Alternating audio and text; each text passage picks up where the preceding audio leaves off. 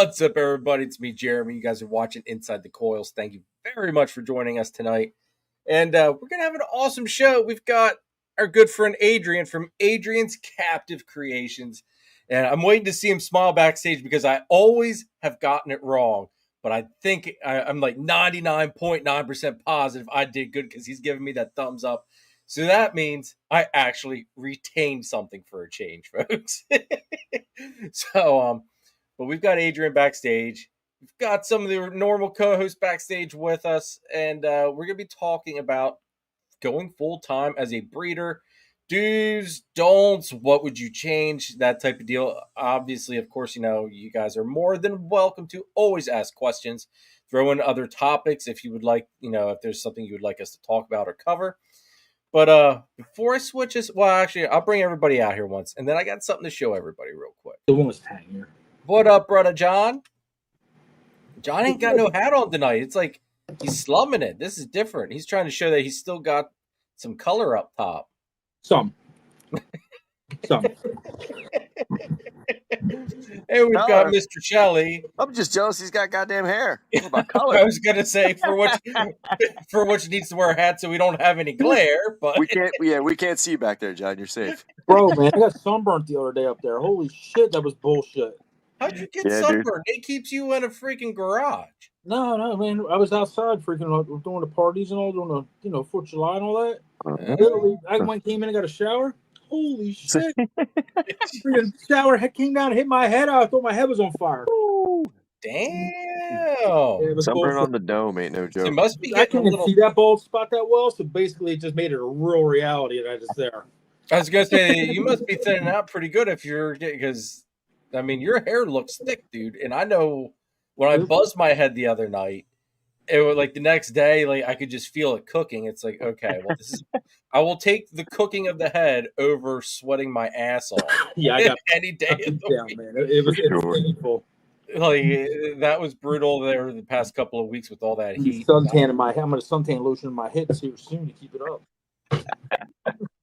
But let's go ahead and bring Adrian out. What's up, Adrian? What's happening? Now I want to show everybody. I want to show everybody something real quick here. Let me select the right thing. We got a new addition, everybody. I don't know if you guys can. Oh man! See the little lovely sticking its head out of the top there? Look, snakes. Snakes. Man. You got the setup and everything with it, dude. Like, I'm not gonna lie. Like, the guy that messaged me about this, supporter of the channel, knows how much I love my carpets, and he'd asked me. He goes, "Hey, I'm getting rid of my stuff. I guess he just doesn't have the time to spend and take care of it like he would like. Life in general." And he's like, "I would love if you were willing to take it. If not, I get it, but I would love it to go to you." And he sent me pictures, sent me the lineage on it, and I'm just like, son of a bitch. It's like, I didn't need another male, all right? Like, as far as carpets go, I am male heavy. But we got a subject matter tonight. We do. John obviously wasn't paying attention to the beginning. No, I wasn't. I was eating. I told you I was eating. Well, you're going to find out, John. You're going to find out, brother. We're going to keep you on the fly now. Yeah, I was eating. I had my muted on of everything. I didn't know anything that you said, John. I'm like, hey, I'm here. 8 o'clock. I'm ready. Yeah. I'm just going to blame it on your bad audio. F it. No, hey, I got that shit fixed. I'm no longer underwater. I'm actually surprised I did get it fixed, though. I want to give myself a pat on the back on that one. But so there will be a video coming out here going over some new pickups. We've got that lovely little guy, which is a Michael Beach and MIA jungle male. So very good lineages on him. He's absolutely gorgeous. I can't stop looking at him. I didn't realize that was a beach production. Yeah, dude. Yeah, he's a beach line and yellow as all could be, and calm, like nice. Puppy dog, freaking tame, dude. Like, oh wow. Yeah, it's just like, damn, like this guy's checking all the freaking boxes. So needless to say, now I'm trying to, because I started recounting carpets I have coming up the size I'm gonna have to get different, bigger enclosures for. I'm there thinking, it's like, shit, my room's gonna be filled like instantly, and now what am I gonna do with more holdbacks? What kind of cage is it? That one is an Animal Plastics. It's a 4x2x12. You gonna get some more matching ones to matchy? Well, see that one there, I'm gonna end up selling that. Okay. Because I'm gonna have Ed build me, enclosure like what's behind me. But what I think I'm gonna do, because I've been doing some thinking on this, and you guys, tell me what your thoughts are. Because what's behind me is 4x2x2s. Mm-hmm. All right. I'm thinking about, instead of going the 2 foot high, make it 18 high. It'll be fine. Because then it still gives them, they can still get up off the ground. Do you got smaller species of carpets? I mean, jungles are the biggest that I've got. But I didn't know if they came in different size quantities, like all the different carpets you have. Yeah. I mean, for the most part, 5 to 7 foot's like the average for what I've got going on here. Yeah, but 18 if I would switch to the 18, I can fit one extra enclosure per stack. You have 6 high, right? Well, I'm 4 high right now, or 3 high. So I could go 4 high. Because I'm 3 high now, I could go 4 high. Do males stay smaller than females in carpets? That's debatable. So, yeah. I mean, you've got Xander there that's 7 foot. And I know he's a big male, but I didn't know if that's an average size male. He's abnormally large for a male. I mean, the one that I just got, and then Hercules, they're probably 5 foot max. So, like, they are on the smaller side. So the smaller enclosures wouldn't be bad for them, but I'm also thinking it's like, even for the big guy there, I mean, you can also use them too, Jeremy, as like grow outs. True. A couple stacks of grow outs like a year before, 2 years for the break or breed, whatever. This way they have and have another stack out and grow on you. Extra cages is my vote. Extra cages. You're gonna need the volume. If you want to do this full time, you're gonna need the volume. You need to have the animals to sell. You can't run out. That's where my head's at with it. Because here's the other thing too. Because I was doing the thought process with the green trees, and because I messaged Ed, I was like, dude, I need some green tree enclosures built, here at some point. Chris is grinning because he knows why. Sick and tired of dealing with the dick of a Biak that he sent over here. He's got whisper sweet nothings into it too. That's all. It only bit me once. Well, let me tell you, he hates the fact that he exists in this world. You know what? I had to clean his tub out. All right, yesterday. You know what I had to do? I had to go in there with the freaking shield, man. I put the lid for one of my egg boxes between me and where I had to clean because he was huffing and he was pissed. He's only this big. They're like this big. He's only this big. No, he is not just that big. He's decent size. Finger out. Just say crawl to my finger, little guy. No. The Tamikas and Jayaporas, dude, those two, they're sweethearts. Like, they are chill and awesome to work with. But that red baby Biak, man, he hates the world because he exists in it. Hopefully it's a girl. Well, actually, they both shed. Did you see Eddie? I saw nothing on either of the sheds. They're still pretty young too. So they are. Yeah. But so we'll see. Sounds fun. But anyway, so I was thinking about their enclosures, and I wanted to go 3 foot for the adults, 2 foot wide. And then I was watching Gary Shavino's videos, and he was saying how he only goes like 18 inches high. I got to thinking, it's like, well, if they go 18 inches high for a green tree, why couldn't you go 18 inches high for a carpet? Sure. I would almost be more concerned the other way around. I'd rather give a carpet almost like the 18 in a green tree a little bit more height. I don't know. Well, that's kind of what I had thought, but it's like, you know what? It's like, hey, if that's, how the man's doing it and it works for him, it's like, right. Maybe as long as you have the linear branches, like the horizontal, that they mostly travel like horizontally. They do go up and down, of course, but I think you're fine there. Well, see, that's why I was thinking keep the 3 foot length. The carpets would stay in a 4 foot, but go with the 3 foot length for the green trees. Just do 18 high and switch the carpets to something 18 high. Then that way I can add one more animal, like Adrian was saying. With me wanting to eventually, hopefully, go full time with this in tentatively 4 years. I'm going to need those extra spots for the carpets.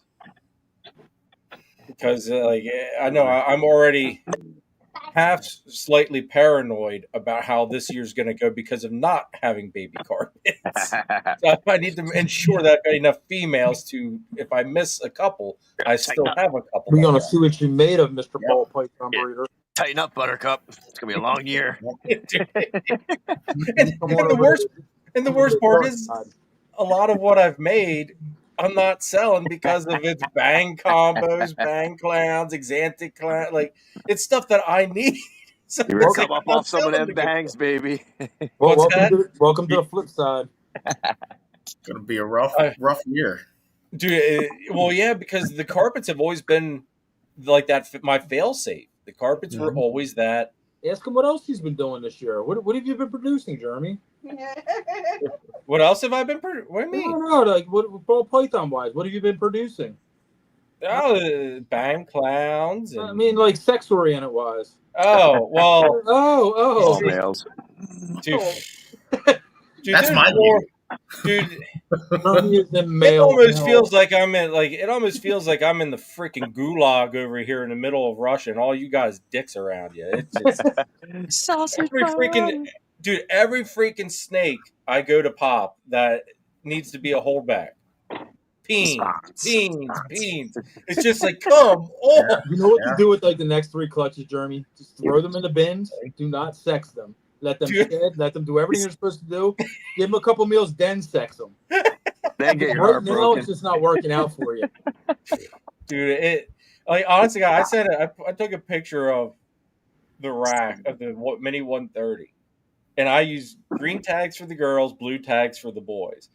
There's just so many freaking blue. It's sick, but I haven't posted the picture of the last 3 clutches that went in. So there's even more blue.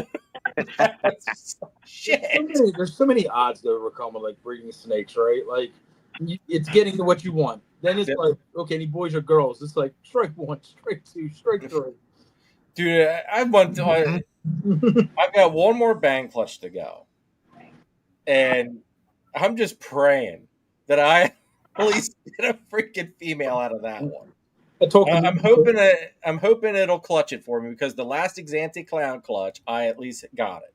I talk to guys all the time, Jeremy. They come up to the table and they're like, "Oh, I'm going to buy this, and I'm going to take this, I'm going to make this, I'm going to put it to this," and they're just going on, and I'm just sitting there going, Everything you just did is 100% not happening. Everything.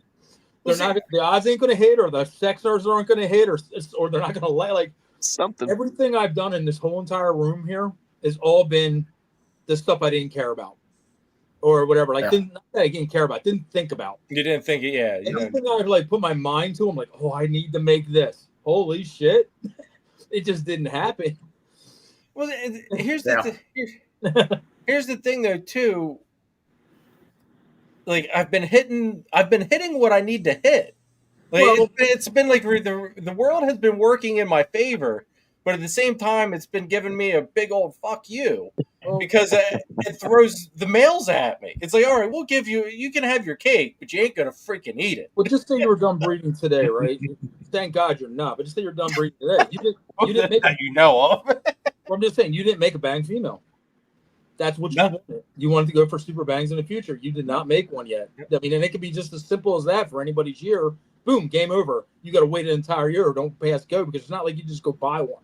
Yeah. I've been waiting 3 years to make a redhead hypo. Yep. And half the shit I make, you can't buy. It's like I'm making it because I can't buy it. Yeah. So you miss it. You're just looking at the racks like, you son of a bitch. Like, I shot for freaking 25 times and missed them all. Like, it just happened. It's you want to hear some bullshit? Reality of breeding. Yeah. I bred a true ghost to a hypo hurricane. No hypos. Yep.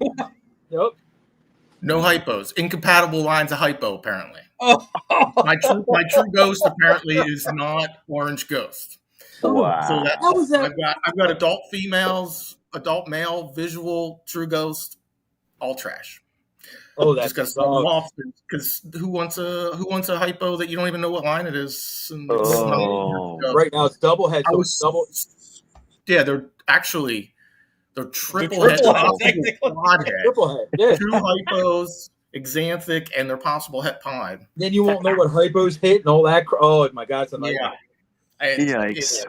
It is. I'm probably going to keep one and just ignore the other hypo because my other stuff is orange ghost. But I could have just thrown something today. Oh, dude, I can. What is this? Where are the hypos? We had about 2 years ago. I had this real weak line of hypo. Been working on that for 7 years. Nuts, man. Look at we did the hypo clown stuff for years. We had this hypo line. It was very weak. Like it made hypos, but they were very weak looking hypos. So I made a couple of them, and I just basically just unloaded them because they were so weak looking. Like they barely even looked hypo. So I basically went to like the orange ghost, and I've been working out the last couple of years. Then it was when I switched, 50 plus clutches. I hit like 4. Like the byproduct is just out of control, man. More black pastel Mojave Triforce snakes are out there than probably every other snake in the world. I literally I had table full black pastel Mojaves, yellow belly, whatever in the combos, but that's all it was for like 2 years straight. I'm like, I hope you people like black pastel Mojave. Not sure so couldn't hit it in the hypo clown. I had hypo sets. All pot sets. Or clown or hypo, all pot sets because I was playing with the doubles at that point because that's all I had. Then we were playing with a visual double to the double with the double head, and oh my God, it was just a disaster. I'm still kind of freaking playing. Still playing with the game. Still trying to get genes in.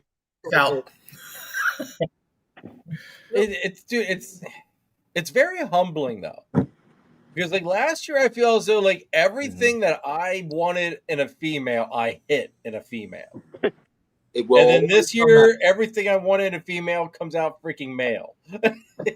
Laws of averages are just that for a reason. They're laws of averages. Yeah. It will always come back around. Oh yeah. The more you do, the more you stay. Well, let's go ahead and run the first channel sponsor because we're all going to be chillaxing here in a couple of days, actually. Let me see. Oh, that one. Gotcha. Wow, dude, they did change it a whole bunch of stuff with it. Well, like, there's like my whole menu's different here. What the world, StreamYard? I mean, it looks nice, but now I got to think a little bit here. All right. Ships canceled. Bear with us, everybody. No, like before everything was like in a vertical thing, and it was easy. Like I knew where it was. Now it's like horizontal, and I've got to like actually look for it. But all right, here we go. Gettysburg Reptile Expo LLC is one of the premier shows of the Northeast. Located at the All-Star Event Complex in Gettysburg, Pennsylvania, it's a 45,000 square foot venue that houses 270 plus tables, 125 plus breeders, with an amazing selection of snakes, lizards, geckos, turtles, amphibians, and invertebrates. Doesn't matter if you're a breeder looking for that next high-end piece to your project or a pet owner looking for your next scaly friend. Top it off, the SC Serpent's there to meet all of your racking and incubator needs.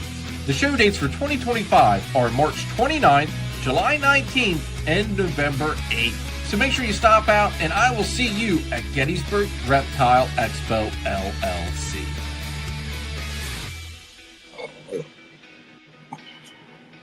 ShedTesting.com is your premier choice when it comes to shed testing. Charlie is adding new tests on a regular basis, so make sure to stop by often to see what's been added to the website. Let ShedTesting.com shave years off of your breeding plans. They're fast, accurate, and can't be beat. Don't forget to use the code CARPET15 at checkout to save 15% off of your order. ShedTesting.com. Use the best. Charlie has been a savior for me on the shed testings this year so far. So hopefully he keeps up with the good work as far as giving me the answers that I want. Maybe you should let him just sex the shed test all yours. That way, Do maybe that. you'll get better results. Right. Start making sacrifices over here, dude. That's so funny. But no, everybody, I do apologize for not getting a video out this week. I did not get the results back from Charlie. He's on vacation, and he actually messaged me saying, "Hey, I'll get them out to you as soon as I can." It's like, dude, just enjoy yourself. Relax a little. Relax a little bit. As long as I've got them before the Gettysburg show, so that way I know I can take them. Hey, look at that sexy hat. But so yeah, Charlie's given me a lot of good news this year. So hopefully he continues with the good news. This hat better not give me bad luck. Dude, maybe, dude, you know what? Don't I cut eggs forget, with well, it. no, never mind. Let's see, because I left my black one like yours at my dad's house, and now I'm using my gray one. It's not on I don't wood, know. knock on everything. Been Bad okay luck. so far. I don't need your freaking Bad juju. over there. Let's go through, say hi to some people quick, and we'll get into tonight. Tara Voodoo Doll Royals channel member, what's going on? Thanks for Yoo-hoo, tuning in. queen. See you next week. I say it's this week, Chris. Well, see you in a week. Sorry. Next week. This week. So make sure everybody you come out to the Expo on the 19th. Saturday. Jake, what's going on? Thanks for tuning in. Snake Farm. James Perry, what's going on? James. Look at this. Mr. Shane Hall. Balls. What's going on, brother? We'll see you out at Gettysburg. I believe this is your sister, isn't it? That's my sister. Absolutely. See, family out there showing some love. Tell you what. Thank you very much for tuning in. Jacob, what's going on? Thanks for tuning in. Look at that. We got Mr. Craft Peru. I wonder if he's going to be out at Gettysburg. Can't. Yeah, he'll be there. Is he going to be there? All right. We can make fun of Kent for the day. He's going to be giving me a back massage. He might. Is that what you call it nowadays? Huh? Back massage. Yeah. Okay. Let's see what his rebuttal is. he's coming. You know why he wants to go over there? Because he's going to go over. He's going to try to get on Mr. Eaton's live stream, is what it is. Oh, hell yeah. Why not? He's going to go over there and get on with the Fat Man. Crash it. Which everybody, just so you are aware, on the 16th, which is what, Wednesday? Mm-hmm. Wednesday, Chris and I will be on with Chris Eaton on Snakes and the Fat Man, doing kind of like a little promo thing for the show this weekend. So it's 8, right? What's that? 8, right? Yeah, 8 Eastern. 8 p.m. Eastern. So come on over, hang out with all of us, and then we're each doing. I know Eaton's going live all day at the show. We said, yeah. I know he's going to be doing interviews basically all day. So I think my time slot for that's like basically like the very end. Is it? Of the day. It's like 3 something. Yeah. I gotta look at my messages. I think I gotta go there around noon. Oh, okay. Yep. No, mine's like 3 something. I forget. I told him to freaking remind me because I'll forget. I end up losing track of time so bad. You gonna bring a big carpet? I don't know if I'm gonna bring a big carpet. I'll probably bring a couple holdbacks. I'll bring like a holdback along or something because yeah, I'll bring like a holdback along. Show one of them off and stuff. But nice. Xena would definitely not be a good pick unless I wanted to get people hurt. She's just not friendly to take around. Yeah, I'm curious. I'm curious what the setup's going to be like. I wonder if he's going to run it like he did the Canadian show, or if he's going to set up a little different. Yeah, I don't know. I don't know. I have no idea how he did for the Canadian show. Marcel, what's going on, dude? Good to see you. We'll see you out at the show. Brittany, fire baby, what's going on? Brittany. Ball Stars, Jeremy. The other Jeremy, what's going on? Is that Jeremy 4? Yeah, that's Jeremy 4. Mr. Phil, what's going on, brother? Back and forth. What's going on? Thanks for tuning in. Jacob, what's going on? Thanks for tuning in. I need a shield for my black. They're good eaters, man. They're good eaters. Look at this guy. Look at this guy. Oh, He's not even on here with us. Tell Mr. you Deep. what. He just moved 2 days ago. Yeah, he just moved whatever. He's a new That is no excuse. He should have his priorities set. And Sunday night, he missed last Sunday. Unexcusable, sir. Unexcusable. I will say this though. It looks like he actually has a driveway. So now, Mr. Sorrentino, I will be able to come over and do a little ad for you because I can park in a driveway. Now it's too far for you, Jeremy. Hey, John, don't get rid of my next excuse. Wait, isn't it closer? I think it's closer to you now. I don't know. I don't know. He might be closer. He did. He moved west. He moved west of the city, so he's closer now. Okay. See, all right. I can't even use that. Can't even use that he's farther away as an excuse now. He's got a nice little room. It'll be nice to see him build it out. He's out there. I'm actually seeing how he does with it. Let's see who else we got. Look at this, Keith. Thank you very much, dude, for the $2 super chat. I will. One day I hope Keith just sees the light and goes to the true line of Exantic, but sometimes you've just gotta tell him, "Attaboy, you go get him, Tiger." I gotta hear this shit for another entire year. He's got Adam on his team too. Yeah, that's all good. Shauna, what's going on? Shauna. I love her little logo thing there. Mm-hmm. That's neat. That's cool. Hey, look, this guy's in the chat too, but he doesn't want to freaking get on here. Like, what the hell, Nate? Yeah, dude. All right, I'm telling you, man. I think Nate booby trapped me on this one. This sucker only throws males, I think. Well, at least he sold you one with hemipenes, not like the 90s. Wow, this is true. Yeah. Here's a $40,000 snake. Jeremy, I think you got the one I had. The last thing that thing touched was all female. You sucked every freaking ounce out of the poor boy. All the X's are gone. They're all gone. You know what, though? I look at it this way. By them being male, yeah, it sucks. I can't go for the supers. But for what I was throwing him to and going for, it allows me to go for the visuals and the double visuals that much quicker. Mm-hmm. And you got a whole handful of them to use in case one doesn't go. Exactly. Yeah, you got backup after backup after backup after backup. The backup got backup. Dude, it's gonna be like a baseball team there, basically. With one strikes out, the next one's coming up. I got a whole rack of backups, Jeremy, from the same exact shit with the bangs. The one, in all honesty, dude, I think he's gonna like be up the size legit for next breeding season. Like, boy's on fire. Like, he just grown like freaking crazy. It's like, holy shit. One thing I will say about the Bang gene, not to toot it or anything, but they do eat well. Yeah. Mine were good eaters. Hasn't eaten. Good stuff. Kike, what's going on, dude? Thanks for tuning in. Good to see you. I hope the wife is doing well. Let's see who else we got here. I'm kind of cruising through here so that way we can get into it tonight.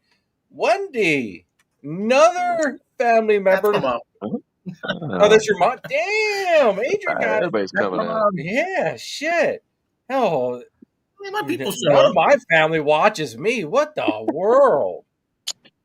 I mean, my niece does sometimes, and then I gotta make sure I don't act improper when my niece is watching. My mom wanted me to come upstairs in my house because there's snakes here. I mean, hell, Kara don't even watch. My stepmom watches every once in a while. She'll like text me, "Hey, you did really good last night. I have no idea what the hell you were talking about or what you said because it sounded like a foreign language, but it sounded like you knew what you were talking about." It's like, thanks, thank you. Let's see. Mr. Large Marge. Oh, what's going on? Good to see you. Bag of donuts. Thanks for tuning in. We'll probably see him this weekend he's in too, Gettysburg. I hope so. I need a hug from him. I think he's normally like Chris's handler, isn't he? Usually, he's part of the crew. He's the driver. I was gonna say, I could like with Comic-Cons and stuff. You've got the celebrity, and you've got the people that make sure the celebrity gets to where he needs to get to. I feel as though that's Paul's job. He's got to make sure that Chris gets to where he's going. Paul and Kevin, yep, tag team. So Paul and Kevin are the handlers of Chris. And yes, sir, he'll be there. Awesome, Paul. Awesome. All right. Let's first start off. Adrian, you want to give any tips, or not tips, but little hints as to what you've got hatching out and build some suspense, or anything you're taking special to the show this weekend to get some people excited? Yeah, lots of Arctic lavender, hognose, lots of pines, of course. I got some cool stuff hatching out right now. They won't make it to the show. I got some Super Arctic, Super Conda toffees, which is pretty cool. I'm excited about those. We'll have a nice range of pet stuff too, albinos and condas and stuff like that. Nice. A lot of lavenders this year. I hit so many lavender clutches this year, and they're all Arctic. My male's a Super Arctic, so everything's Arctic. So we're going all purple this year, I guess. Well, hey, I think purple's a good color to go for. I mean, those odd colors do tend to sell good. Oh yeah. They're looking nice. They're coloring up nice. Got some cool corn snakes coming. Bring a nice variety. Quick question: How do you handle animals, Adrian, that you're excited to you want to get them out and you want to move? Like you said, you have stuff hatching, but it's not going to be ready for the show. Would any of that stuff would you just take to put on display, or do you feel like that's too not risky but too stressful? I don't usually, as I usually have enough of just stuff that I can sell that it seems kind of like it's taking up a slot that could be something that could sell, and it's a little stressful. Like I don't take holdbacks to shows. They don't need to go to a show as far as I'm concerned, especially little ones, little hog noses and corn snakes and stuff. Things can happen on show. Yeah. With lids and tails and all that stuff. So I leave that stuff at home. It sucks sometimes. There's been shows where I've been like, I got 30 animals on the table and 150 at home. It's like they ain't ready. Especially hog nose. You can't be taking a hog nose with a couple meals in it. Right. You're just asking for trouble that way. Yeah. So I know that's the one. Like there was a couple animals I would love to take to Gettysburg just to kind of like show off, But it's like they won't even have their first meals yet. It's like as much as I want to like tease them out there and build some hype, it's like I can't. I'm not going to do it to them. It's like it's that itch I want to scratch. It's like no, we can't. It's a very thin line. Yeah, I totally get it. Because everybody's always like, "Where are your holdbacks at?" Like, well, they're at home. Like, same thing. Last couple shows we brought a couple. We were lower on snakes because they weight stuff there. But we brought a couple, and everybody's like, "Well, how much is that?" I'm like, "Well, that's the problem." That's the problem. There's no price you can offer me that you're going to willingly go for. I mean, you can say something, but it's probably not going to happen, right? Like,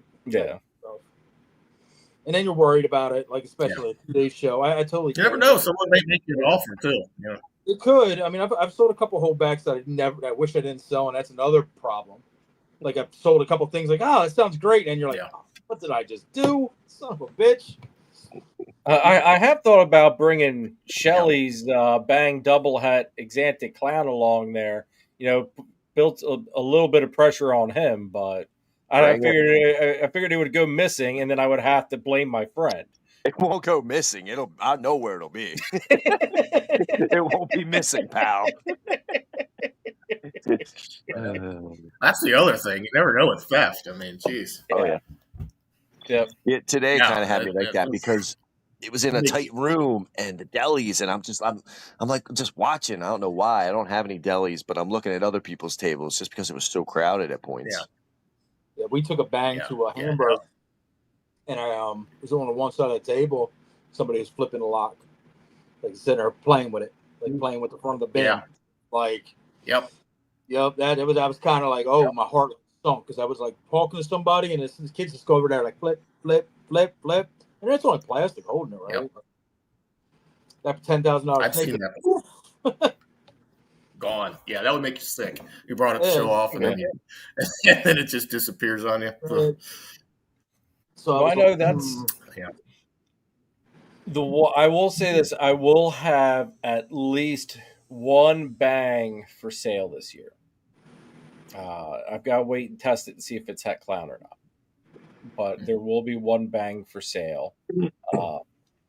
So we might have more. Depends on what the next clutch, the last bang clutch does. But it will not be at Gettysburg though. That one's still got to shed out and everything. But yeah. So Chris, how about you? Any hype? Anything you're excited to bring? Well, that was kind of leading to the question I asked Adrian about. I have stuff that's hatching, of course, that's not ready. Some stuff that's going through sheds. I'll bring a handful of bulls for eye candy. They're super hardy and they're gonna have their first shed, so I think they'll be all right. I'm not too worried about them.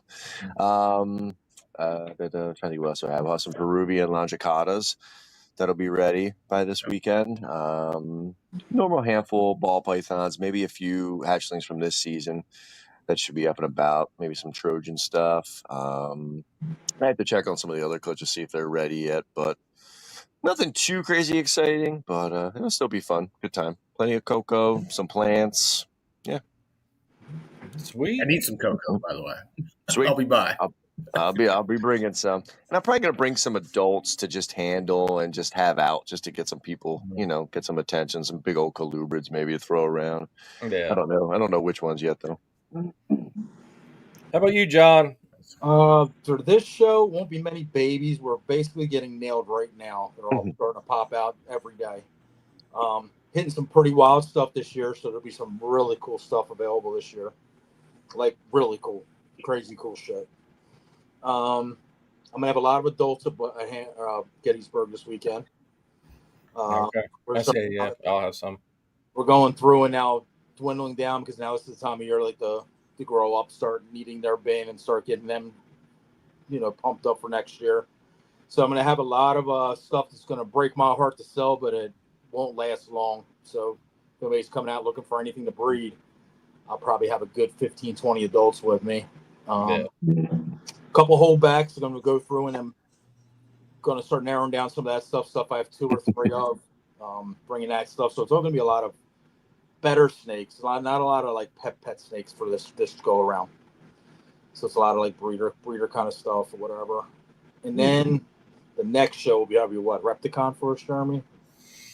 Yeah, Repticon will be August. That'll be slammed. I will have September. I'll probably have September. Yeah, September. I meant that show. I'll probably have 200 babies, if not more. Okay. And that'll be just everything from ultramels to clowns to hypos to hypo ghosts to whatever. Cryptic ultramel stuff or hypo clown. I mean, what's up? Cryptic ultramel stuff. Yep. So hopefully that stuff should be out by then. We're on clutch. We went from sitting like chilling at like 25, 26. I pulled my 52nd clutch today. Jeez. So much for slowing down. Dude, I've never been hit this hard in one shot. It is actually kind of like, oh shit.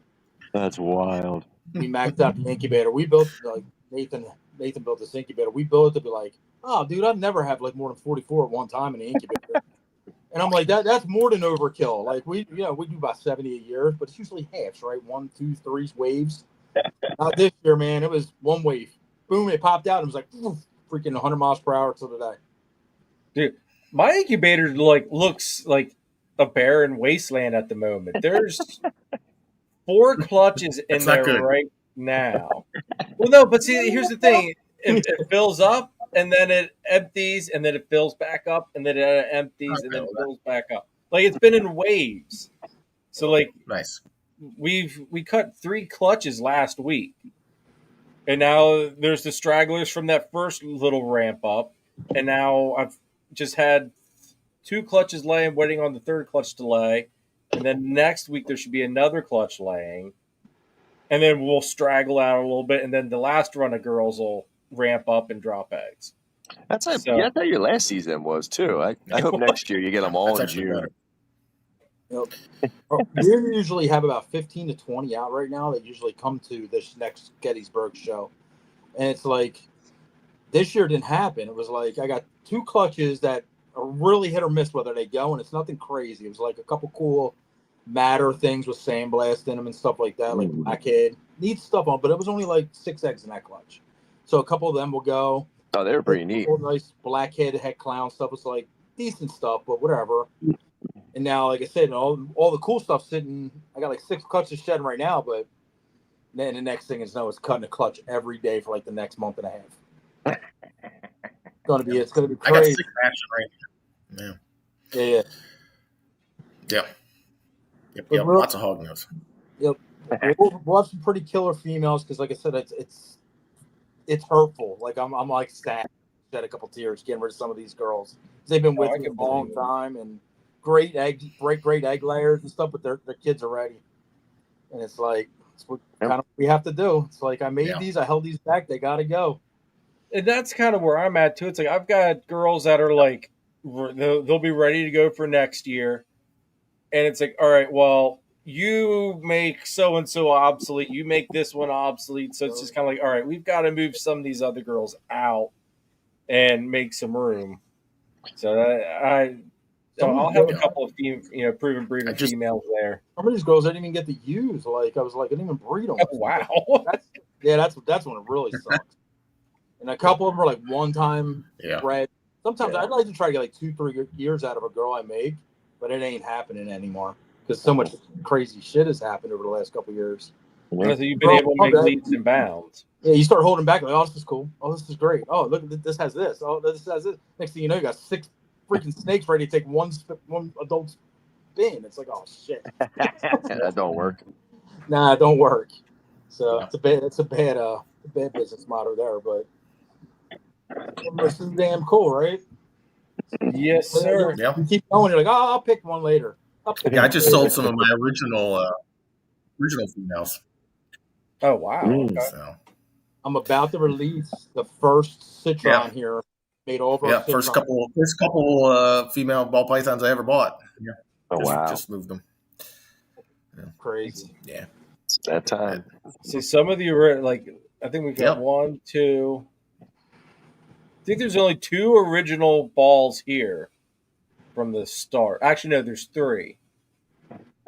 But 2 of them don't have any recesses to them at all. One's a passed up banana, the other one's a lesser that I've used just to make bells. And it's like this year is like the banana is the one that hurts because that one's namesake, as dumb like it sounds stupid, but that one's namesake is my niece. So that's why the whole meaning as to why that one's going to hurt to let go. Because we always called my niece Anna Banana. And when we got the banana female, of course, we had to name it Anna. Of course. So, yeah. So, but needless to say, Anna's going to be, getting cut this year after she lays. It is. It's one side about breeding nobody thinks about is like that part. To me, the cutting, with the animals have been with you 6, 7, 8, 9 years. Yep. Is the hardest thing for me to do. Lifting them, selling them, all that shit's whatever. But babies and everything's easy. It's getting rid of the animals that brought you to where you're at today. Yep. And it's like I get like funny with some of them. Like put them up for sale, you don't even know where it's going. You're like, God damn, dude. Like, well, I took care of this thing for 10 years, and it's been good. Are they going to take care of it? Like my first citron, she's a double head. Well, when she came to us, she's super skinny. The guy gave me the snake to save her. Like she was on her best. She was skinny. Well, he gave her to me, grab it, dude. She was gravid at freaking 1,100 grams. Okay. So she was skin and bones, all kinds of shit. The thing wouldn't eat. So long story short, we're like, this thing's not going to make it. Next thing you know, we pulled her open to feed one day, and she's sitting on 3 little tiny eggs. I mean, I'm talking little eggs, man. They were freaking like these tiny little 50 grammars. She was nothing then. She was emancipated. Skull, so these eggs end up hatching for us. We had no idea she was even a double head or a single head. we ended with our first clown pod with that. It was a Citron Super Enchi clown pod. Oh, Going back 9 years ago, whatever.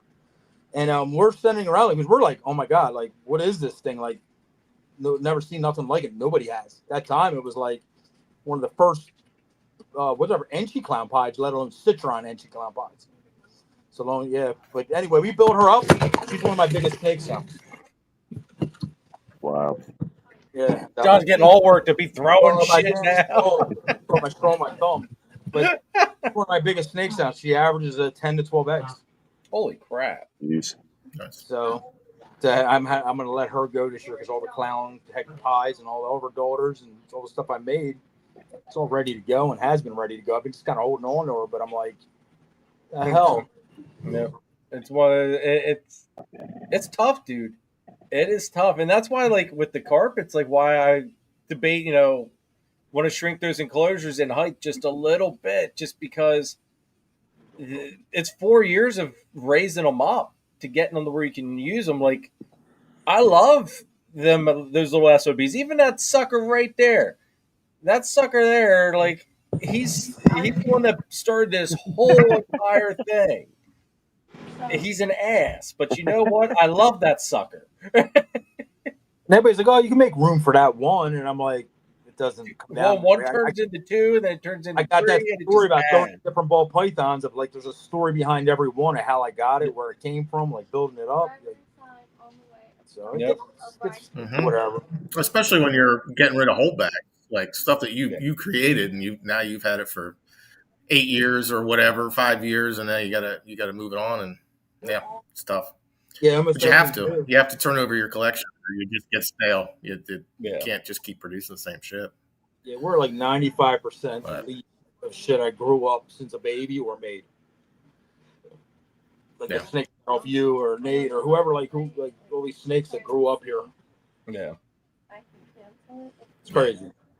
Well, let's get into tonight's topic. So let's get into tonight's topic of do's, don'ts, and what would you have changed, and when would you suggest doing and becoming full-time breeder mode? So I guess let's start off, Adrian. Like, since you're the one that kind of planted this seed in my head here with that message that you sent me, with the whole idea of doing it. So, walk us through, when did you decide to, hey, we're going to make this the full-time thing? Well, at first it started out as like I was going to kind of like a side hustle kind of a thing where I thought I could make a little extra money on the side, keep a bunch of snakes and have fun with it. Yeah. About 2019, I started realizing I was making more money from snakes than I was from my job. That sounds good, but my job sucked. As landscaping, you're not making any money. But I realized I'm making more money at snakes than I am at mowing lawns and stuff. So I started to think about it, started to figure out how could I do it. First thing I did was get out of debt completely. Yeah, that's what I did during the COVID crazy shit. I don't know a soul on this earth $1. That makes your life a lot more manageable. Yes. As far as money goes, when you don't owe anybody anything, you're not servicing any debt. You can really save money, and you can weather storms. With bad downturns in markets, you get sick. It's going to rain at some point. You better have some funds to float you through. Yeah, because when it rains, that was a major thing. And then, you no idea. So through COVID, I was doing that, and then I just started stacking cash. I thought I should have, working capital, basically something in the bank that if I'm going to do this to pay the bills, sometimes I'm not going to make sales, so I better have some money to pay the bills. So that's kind of how it went, and it just kind of kept stepping up. And I went part-time at work for a while. Like, I went to 4 days, and I went to 2 days. The last couple of months I was there 1 day a week, but I still was there. I was still just stacking just stacking cash. It's been it gave me a good base. I feel like that I didn't have to. I wasn't desperate to sell. Like when I go to a show, I'm not desperate to sell. I'll be fine. I can pay. All bills will all be paid. I think when people go too fast, they want to jump in real fast, and they get over their head, and then all of a sudden they got bills to pay, and then their business has bills to pay, and then all of a sudden everything falls apart, and they wonder why. It's because you didn't build you got to build the foundation of your house before you get all the fancy snakes and the fancy racks and all that stuff. Well, you need to have a little, a little something put aside so you're not desperate. Yeah. And see, and that's one thing. Basically how I do it. And that has been my plan, is that before I do take this thing full time, I want to make sure that basically everything debt wise is eliminated and or like basically non-existent. So I do have that cooking in the back of my head, trying to make sure that stuff does disappear definitely before I do make that jump into doing it full time. Because that's the one thing I thought of is, if you're relying on snake sales, and if you end up in the boat that I'm in right now, where I'm just now getting stuff hatching to sell. Yeah. It's been a couple of months of no sales. that second quarter is real tough. Yeah, that second quarter is tough. Second quarter every year is tough. Yep. So So that's been one of those things where I kind of want to try to, make sure, like you said, that I can weather that storm when it does hit. Yeah. I think too. I also think having different species helps get you through that stuff too, just because it's different lay times, different amounts of babies. They all move at different rates. It allows you to spread everything out a little bit too. Oh yeah. Absolutely. And it gives you, if one market goes down, you have another market to pick you back up a little bit and kind of get you through that. Because that's all this stuff just kind of goes up and down at the whims of someone. I don't know who. But Sammy. What up, Sammy? No, yeah. See, and that's the thing. Like, that's the one thing that's got me kind of cringing this year, is that I've always had the carpets to float me. Like the carpets, the whole reason this whole expansion got done, and I was able to do everything that I did as far as buying all these new cool animals and stuff. It was the carpets that did all of that for me. And now I've got just the balls this year. It's just like, it's like, I hope I can do this. back to the first year of nothing but ball pythons. You got to work for it this year, bud. Yeah, this year I got to work again. You need more. You need more carpets. You need more female carpets, because two's one's done.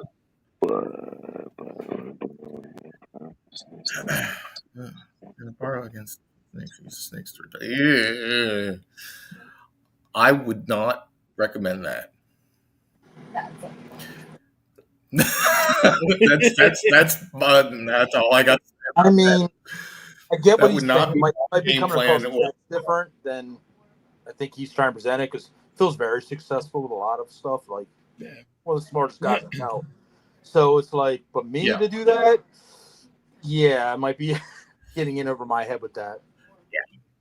Well, and there's more than one way to skin a cat, which is a weird phrase, but people could do it different ways. Because I did it this way doesn't mean everybody has to, Yep. And everybody's way of life and living is different too. Some people lead a little bit more expensive, bougie life. Yeah. Other people like me, you don't really do a whole hell of a lot of anything. You're just happy to be at home and in the peace and quiet. You're 100% right. Like, we could do, like in my situation, we could probably make more money if I narrowed stuff down and was whatever. I have, which anybody knows me, I have a hoarder addiction, like with snakes too. I like them all. I do this because I like it, not because of money. That's my main thing. Anybody knows me, everybody's like, "Oh, that's bullshit." No, it's not bullshit. It's that's like true. I would give these things away if I was rich enough. To let stuff go and whatever. So I have more than I should have. So it costs me more overhead with feeding. There's snakes that are here that I don't even breed which is counterproductive, right? But this is also why I had to go back to work. I did do this for 4 years, I guess 4.5 years basically. It was almost basically full time. We did painting on the side, but it was here nor there. It was just extra funny money. Let's go to freaking Fridays, whatever. But now I had to go back to work because of how I did it. So, well, walk us through, John, since you're talking now anyway. Walk us through how you approached that point of saying, all right, let's make a run at this full time. And then once we get through with Chris, then on this, then we'll kind of go through and then we'll go like talk about things that you would have done differently and this and that. Right. So what I did was basically when we decided to go full time was the COVID spike, right? We've been breeding reptiles since about 2014. I got serious with balls about 2017-ish when I was like, okay, we're going to breed ball pythons and make some cool morphs. And before I knew about recessives and all that stuff, I was just making cool snakes. Then I was like, okay, I'm going to start concentrating on some of this stuff that everybody's liking, right? Pieds, clowns, whatever. So I started stacking genes and doing whatever. So then I was like, I'm the mindset of I started making shit that you couldn't buy. Because if you can just buy it at that point, I was like, what's the point? For me, I wanted to make stuff that I wanted to make that nobody else can whatever have. Now the market, caught up. A lot of people started breeding snakes and everything. COVID boom hit. We sold a lot of snakes to a lot of people, and a lot of people started breeding them. So they what I would have done differently was bought a little more higher end animals for the time. And like I said, I did a lot of my own thing. I made my own heads. I did this stuff very old school way. I didn't have a ton of overhead on this in the beginning either. Like what we started with money wise versus a lot of other people, maybe it's very low because of that. Because I made all my own stuff. I was a painter, right? Like Adrian was saying, painting ain't really paying the bills at that point. Like it's okay. But it's not like I'm getting rich painting, right? It's a contractor job. It's whatever. So I just kept building and building and building. And what happened with the building of it, which I will never trade in for the world, was the knowledge. I've seen so many different combos be made now over the years of just stacking all kinds of stuff. It gave me knowledge of what this stuff actually can make and what it can do genetic wise and all that stuff. So it's like a double-edged sword. Like I said, I would never give what I did to become successful as a snake breeder because it will cost you money.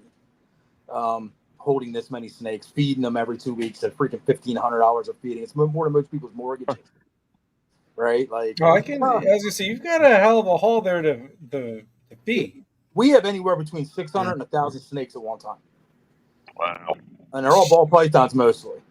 And that's what the baby boom. We'll make average 450 to 500 babies. They do trickle out quick, which is the only reason I can keep this going, turning around, because it's decently good stuff that people do want, so they buy it.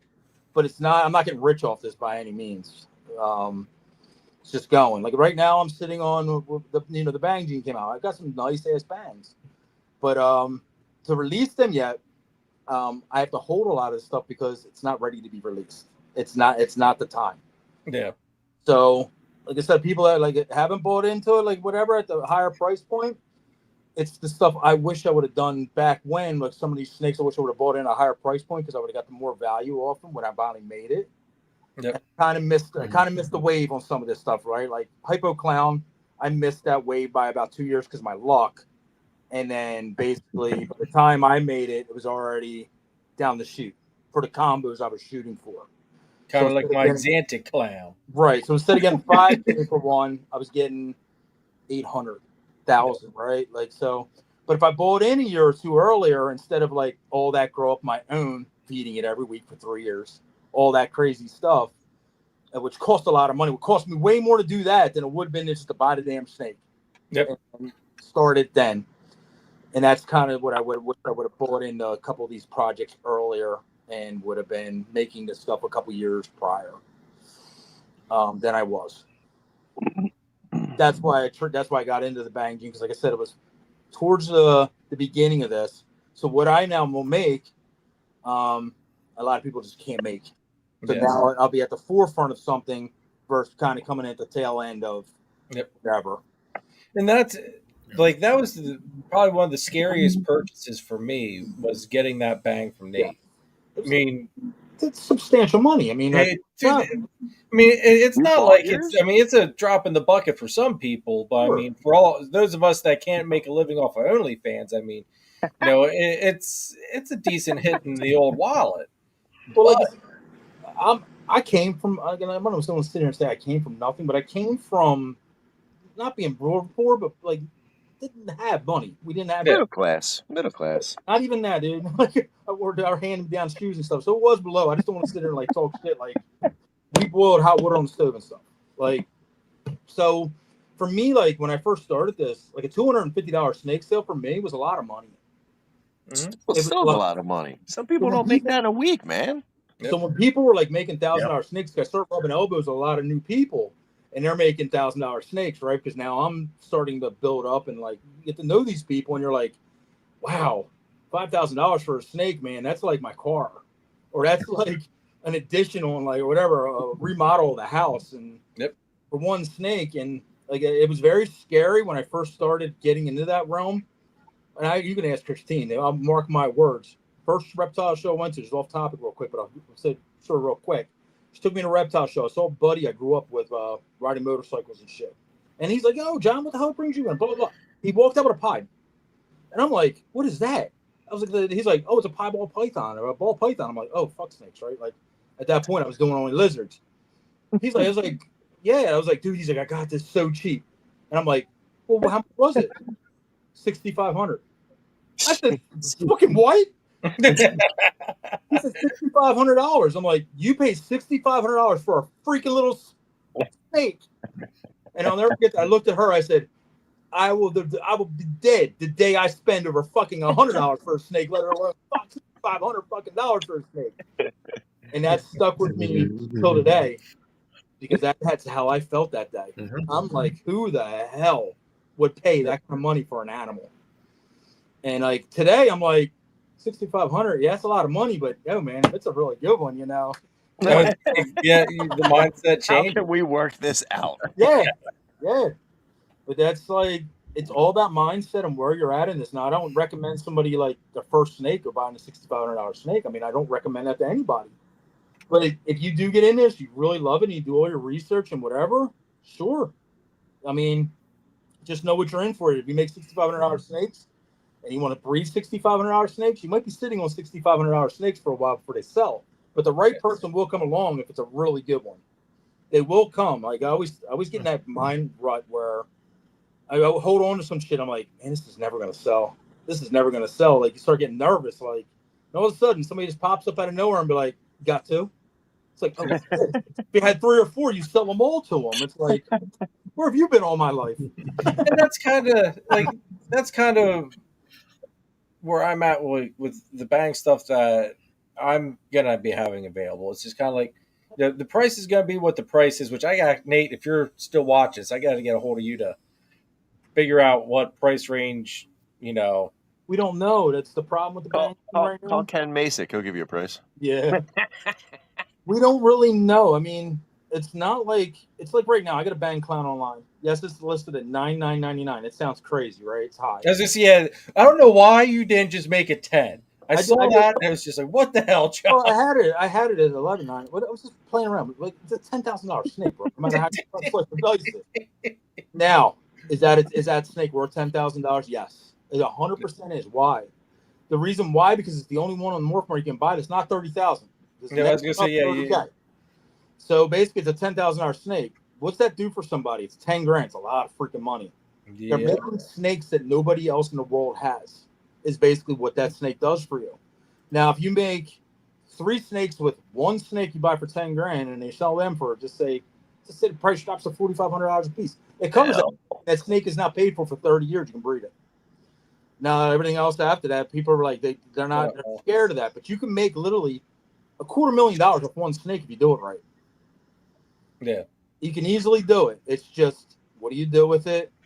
What means something, whatever, and you don't flood a market with it, right?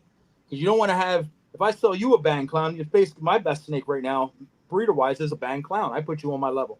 If you get that snake up to size, you're on my level. You got better snakes than me. You're making better bangs than me next year. Yep, it's a scary thing. But I do have stuff growing up a year ahead of like now, whatever, and I can start making that stuff. But today, if somebody bought that Bang Clown, you're on the same level as I am today. Yep. It's just and that means that if you're gonna save time, you're gonna pay out with money. And some people are like, "Oh, well, I'll buy a Bang head," and then you breed it, and maybe you get one, maybe you make the male Bang Clown, but now you got to wait a whole year and a half, sometimes 2, depending on the male. You know, some males can get big and not breed. So now you're still instead of buying that snake today, you're 2 years behind. Well, at that point, I made the Bang Fire Cypress Clown, Heck Ghost, or whatever heck I made, and now I'm 4 years ahead. Now you got to make that, and you make that in a head. Now I'm 8 years ahead, and that's just how the snake market is. Yeah, or you have females reabsorb, or all that completely miss the like there's so much stuff. Like that's the thing. Time is money. At the end of the day, time is money. When it comes to that, I'll never forget when the mahogany clown hit the market. I made the heads, and I just did it out of a whim. I'm like, I want to see what mahogany looks like in clown. Nobody ever seen one. Jessica Bolka put that son of a bitch online, man. The freaking world exploded. They were selling for what, 15, 20K, Chris? I don't remember. It was ridiculous. It's just like when Red Stripe came up. You couldn't touch a Red Stripe anywhere when he released the fucking video with Red Stripe clowns, man. But guess what happened to me? My girls didn't go the first year I wanted them to go. They took 4 years to breed. So my prices went from 4 to 5K a snake if I would have made them the year before, all the way down to about 800 to 1,000. And I made the money back. Don't get me wrong. Like, it was like, it didn't hurt me. I'm not sitting there crying like, oh, I didn't make the freaking crazy big money. But that 1 year was the difference of almost $50,000. Yep.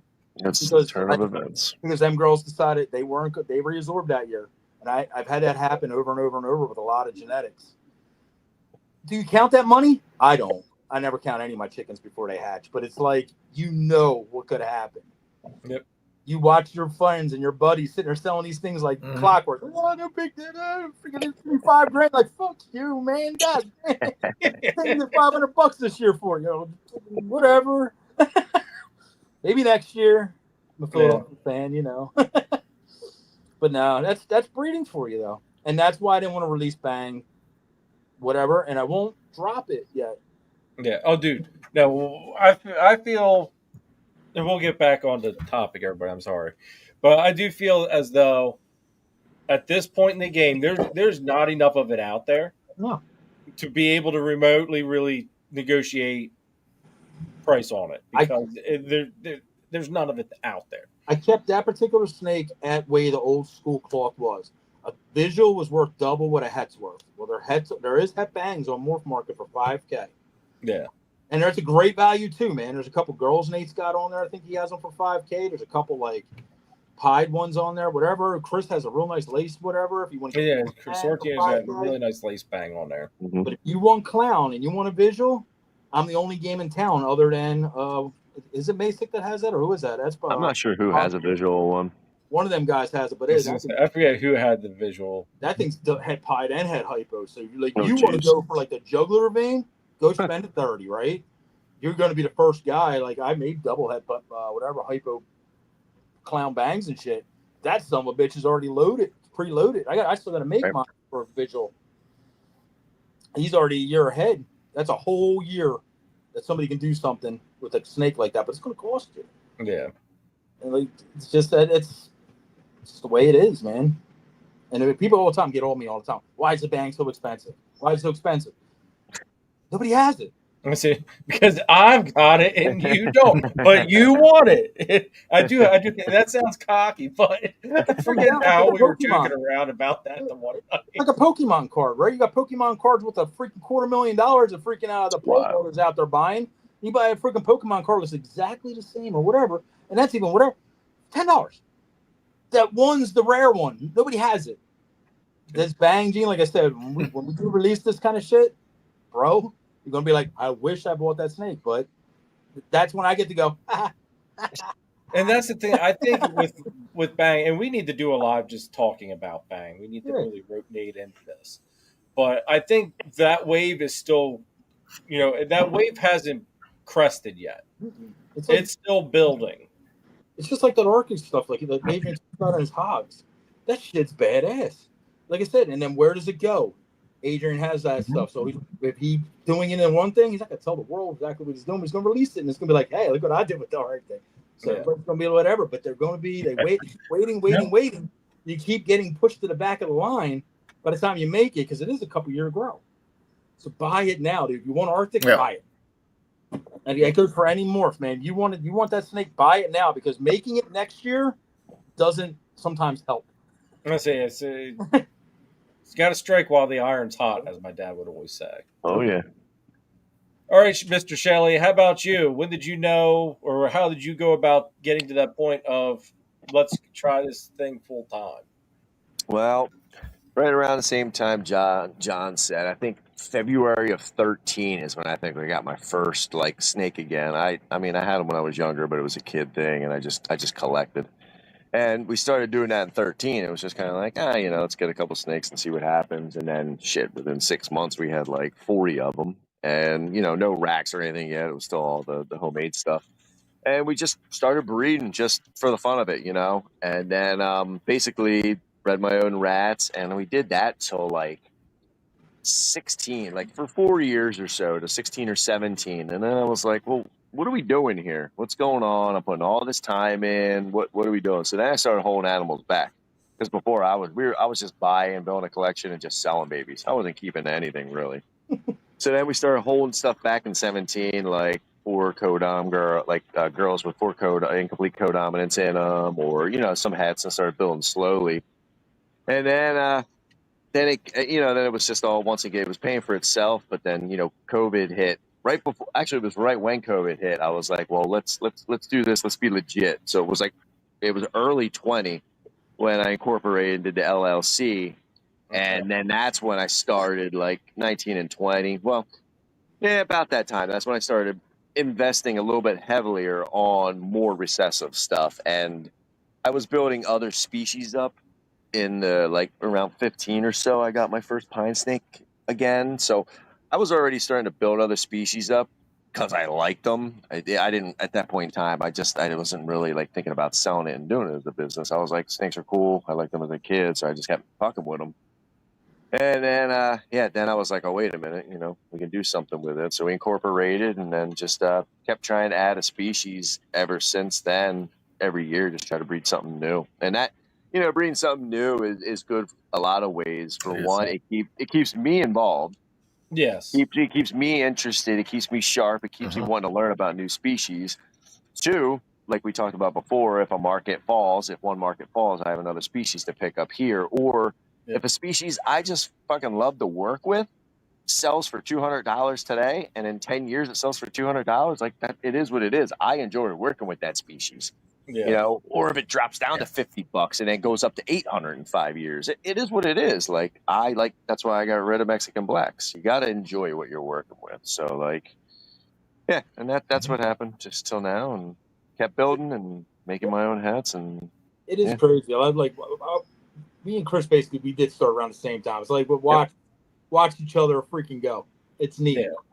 Yeah. And that's been the neat thing on my end, is having you guys so close that I've been able to watch and see you guys do all of this, see it being implemented. And Chris was one of the first people I met doing oak shows and stuff. Like, it was like, it's so crazy. It's all these years later. Yep. Yeah, it was really. I remember the Hamburg shows. Cause like first going to the Hamburg show in like 13 and 14, I was like, I'm not walking up to their table. Like I was still super, wet behind the ears. I was like, man, I'm not talking to nobody. I just keep to myself. And then when you realize what you have to do and like build this community and whatnot, it's not like at first, you're just always not sure how to talk to people. You're not sure how they're going to take you. Oh, is it just another chump, or is this somebody that really, wants to get involved with it, And then when you come bother people setting up first thing in the morning, it's like they're just trying to set up. Like, it's like, go the hell away. Let me alone. Now, if it's on Friday set up, then have, that's just, everybody's already all set up before John and Christina are even halfway set up. So we all go bother John and Christina and slow them up a little bit. It's even like I said, we all know each other locally. So it's like we do the shows all together. I don't even know when, whatever, I could point out like when Adrian blew up. I remember walking over. He had new tablecloths and his displays. I'm like, damn, this dude's made. Like, I'm like, he gets it. And like, how many people like have we watched just like come in and go? Like, it's been hundreds for me. Like, thousands probably at this point, right? Because this doing shows locally and stuff, I always call it like, you're a veteran within 2 years. If you can withstand 2 years of shows, you start becoming a veteran. Like, you become sort of the old cloth. Because it's like so many new people come in.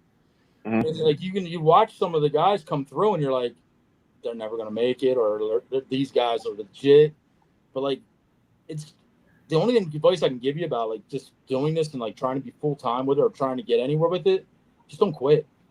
Yeah. Like, don't quit. Like, we're gonna have bad markets. We're gonna have bad days. We're gonna have bad shit's always coming.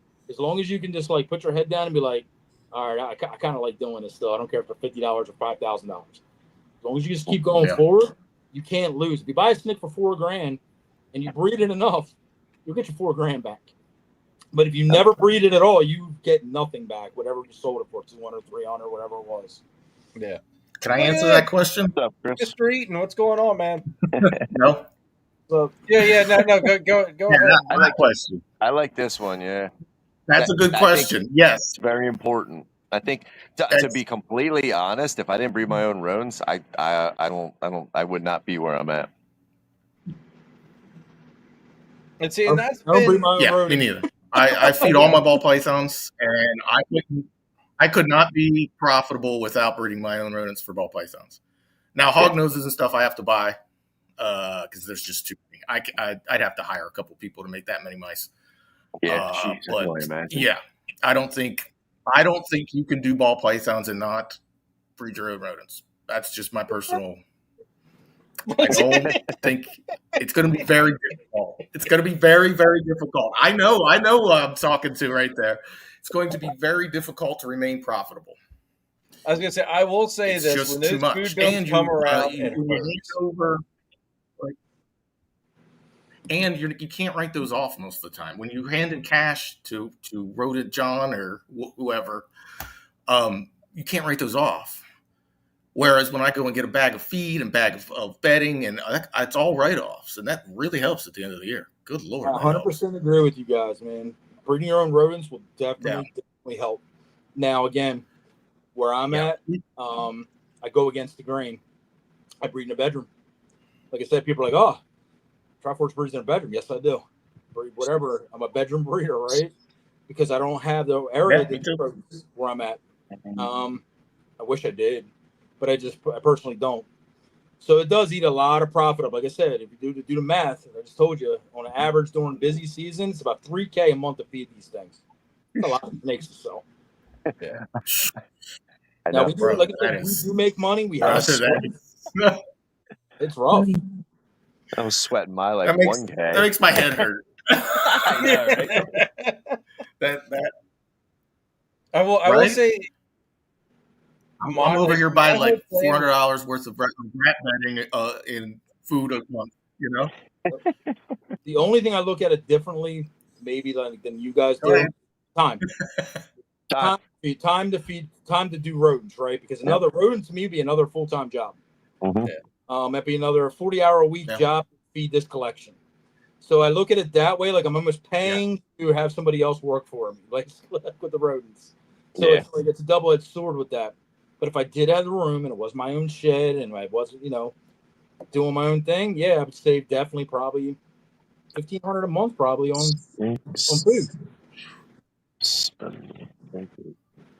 Now I know, like for me, before I do make that plunge of saying adios to the excavating, we're going to do the snakes, because I even told Kara this, so I'm not opposed to having a part-time job to wean myself off of those normal full-time hour paychecks and stuff. But at that point is when I'm going to take that plunge and build up the rat side of everything, because then I'll have more time to do it. Yeah, plus the kids will be a little bit older for me. So, as fun as not as much, how do I put it? As much fun as they're not going to have, I'm going to rope the kids into helping It's a family affair. So in a nutshell, I work to feed. Basically, my full-time job pays for the rats. Snakes pay the bills. So that's how I work it. I'd rather work 40 hours a week doing what I do than 40 hours doing rodents. That's personally my thing. I hate rat rooms. I hate breathing that shit in. I've done it. It's horrible. I can't personally stand it, so I'd rather do what I gotta do. Yeah, the rats are no fun, but it's necessary. Well, Christine could have medically, yeah, she could never do it, but it's kind of like that's what I do. So it's kind of it's like it works, works. Right? Yeah.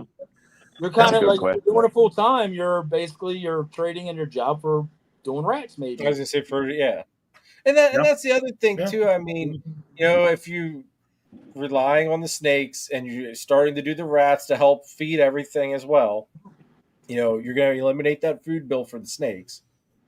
So that's going to eliminate one headache, which we just gave Chris and Adrian. The reason I make it full time, Jeremy, is like I said, it was too up and down in this kind of in this market of snakes. Yeah. And I am pretty one dimensional. Anybody knows me. I'm a ball python breeder. Now I have a couple other species, but they ain't paying bills. They're just for fun. A couple corn snakes, a couple king snakes, whatever. So basically, when the market does do this, I do feel it very hard. I was gonna say, and that's been like growing up. I know I refer to my dad a lot. My dad, I feel, is a very wise man. Dad did a lot of he wheeled and dealed with guns. Like he loved guns. He loved collecting them, selling them, going to gun shows. And he always told me, he goes, Jer, don't ever put all your eggs in one basket. He said, when you look around at a lot of these shows, and you've got, this is when that tactical aspect started. The ARs that had every gadget under the sun, but they just looked cool. He goes, not everybody walking around here wants to buy that shit. He goes, what do you see? He goes, if you look in this room, just the room that we were in, he goes, who's the one person that doesn't have that shit? And I was like, well, it's you. He goes, and who's the one selling?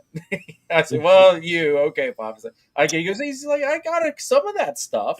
He's like, but I've got this and I've got that. He goes, I've got a little bit of something for everybody, because not everybody's going to want the same thing. And so that's kind of where, when I decided to start building this whole thing, that's kind of what those words have always, stuck in my head. It's like, all right, I like the balls. What was something else I wanted to go with?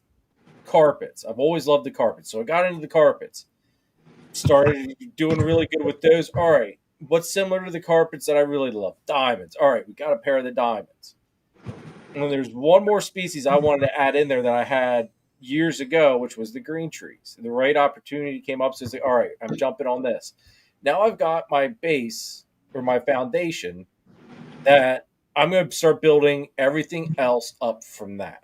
Like I said, this Chris and Adrian do a lot of different species, which is really good. Like I said, they're both good at it too. Yeah. And that's another thing, like being good at it, like knowing what to do. Like that's a lot of knowledge to take in and a lot of research. And I couldn't just pick up and be like, oh, I'm going to breed corns and file snakes and bulls and blah, blah, blah, because I don't know. But if I research, I'm sure I can try to figure it out. It takes time.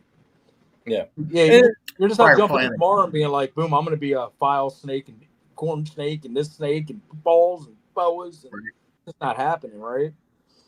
So yeah, well, you got to set up your facility or your house. Like I'm in bedrooms too, but you can't be putting corn snakes in with ball python temperatures. You're gonna, so you got to. There's a lot of prior planning to that.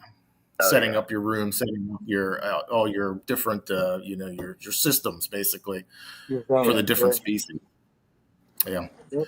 No, man, I got a little respect in the world for you guys that can juggle all that, because it is a lot of knowledge. They're all different. It's a ton of knowledge, man. And I don't know about Chris, but I'm trying to get related stuff, like stuff that's related to each other. Sorry. No, you're makes it easy. It makes it easier if you get, like, if you're really corn snakes and you got king snakes, you're pretty much the same. If you get house snakes and you have file snakes, they're pretty much the same. You could kind of group them together and strategically buy species, not just randomly start throwing, mountain king snakes in a hot room, and it's not gonna. It's We wonder why they're not doing anything. Yeah, no. Hogs will do well in a ballroom. I mean, they can do. That's where I keep mine. Yep. Yeah, hogs will do well. But like you said, pretty much mountain the same kings, time. forget it. You can't have mountain kings kicking it underneath the ball. Yeah. Not gonna work out so well for you. No. Nate actually has, because Nate keeps his room so cool. Nate has the mountain kings. He has a couple of ours, and he houses them because it's too warm in my room. Like, so he over there freaking getting it done with that. It's funny, Adrian. That was the one thing I was actually going to say, is that it's nice having species that actually have almost the same temperature requirements. So you said what I was going to say basically anyway. Yeah, I'll be right back. Yeah, you're doing a good job of it with the carpets and the tree pythons and all that. Wait 1 second. You guys do this to make money? Yes, yes, we do. Nate. In order to, we got a couple guys in here, Nate, that actually make money doing this shit. And nobody learning that shit from me. See, if Nate would sell some of what he makes, instead of hoarding it all, he would then make money. Anybody, and like I said, anybody has, you gotta have discipline. Anybody has conversations about snakes, I tell them straight up, I'll tell you anything there is to know about genetics. You want to learn how to make money with this? Call somebody else. Jacob, as far, for at least jungles, the temperatures are basically the same. I keep my carpets set at a hot spot of like 86, and my balls are normally between like 85 to 88 for their hot spot. So the temperature wise, basically the same requirements. Humidity wise, it's basically the same. They're just very even as far as that. Now, species like the diamonds, they like it a little bit cooler. So like their hot spot needs to be like right around like 80, for a high. So and that's the temp of your room, right, Jeremy? That's basically the temp of the room, yeah. But that's also why on my rack they're on the second level from the bottom, because that's one of the cooler sections, and they're on the ends, because the ends of the racks are always the coolest too. So that allows me to keep that dialed in. That's why I put the Klubers. I do that. I had the Klubers at the bottom of all the racks where the heat's like way less, and I dropped the temp in my room this last year. I used to keep it around like 81, 83. Yep. Dropped it to like 77 to 80 now. But let's remember, we have, on a 70-30 or a 50-40 hybrid, whatever rack, you have 8 separate heat tapes. Yeah. So you can run a thermostat almost 6 different zones, 4 different zones. Like, you can manipulate these racks to an extent. Don't get me wrong, but you can work with them. That's what I did this year, was I switched to whatever Herbstat 6s or Herbstat 4s on these big. Because I used to do zones, right? Like most people are like, 1 zone, 2 zone balls. Yeah. Like some Klubers at the bottom and just do them by themselves at 80, whatever. And that was one of the tricks I learned, I think, from one of you guys, actually. Or when you guys talk, I think it was Chris was talking about keeping the bloods and stuff on like the bottom of the rack, because it's a little bit cooler. Yeah, the locality boas. And when he had said that, and when I got the diamonds, knowing what they needed, it's like, well, hell, I'm just going to do the same thing with the diamonds. It's within reason, right? Yeah, it's within reason. Like, I wouldn't put mountain kings, like I said, in these racks here, because they really require like a lower kind of temperature. What's it called? Bamboo rat snakes. Like, I wouldn't do that with them kind of species and stuff. Right. But like king snakes, king snakes and stuff. Jason, another channel member. Get away with it on the bottom of these racks, because like I said, I got up to a hot spot of like 85 degrees. What's he saying there here? Wait, you guys use heat, man. I'm learning all kinds of stuff tonight. Freaking me. Man, I wish your ass was on here, bro. It's been too long since you've been on. So, all right, let me do the channel sponsors here quick, and we'll get back to this, guys. Channel sponsors. Yeah, channel sponsors. People actually like to see their names and faces on this place. Here we go. Make sure you check out Nathan at Infinite Possible Pythons. He is your guy to go to if you want to get into the Bang project. On top of it, he's working a bunch of awesome ball python projects. Kahua geckos, Leachianus geckos, crested geckos, some scaleless corn snakes, and he is your one-stop shop for all your branding needs. So check him out. Check out Chris Shelley over at S Reptilia if you need a high-end ball python, blood python, locality boa, or colubrid. He's also Pennsylvania's distributor of Coco to Go and the Chipper, and he can also hook you up with some rats. So make sure you guys check out Chris over at S Reptilia. Head on over to Triforce Morse if you're looking for that missing piece in your ball python breeding project. While you're there, add a little bit of laser citron to the mix, folks. John and Christine can also hook you up with the crested gecko, so don't forget that. Turn up the heat with Triforce Morse. If you want to use the best reptile record keeping and tracking software on the market today, scan the QR code or click our partnership link in the description down below for a free 30-day trial of Husbandry Pro. I promise you, you will not regret it.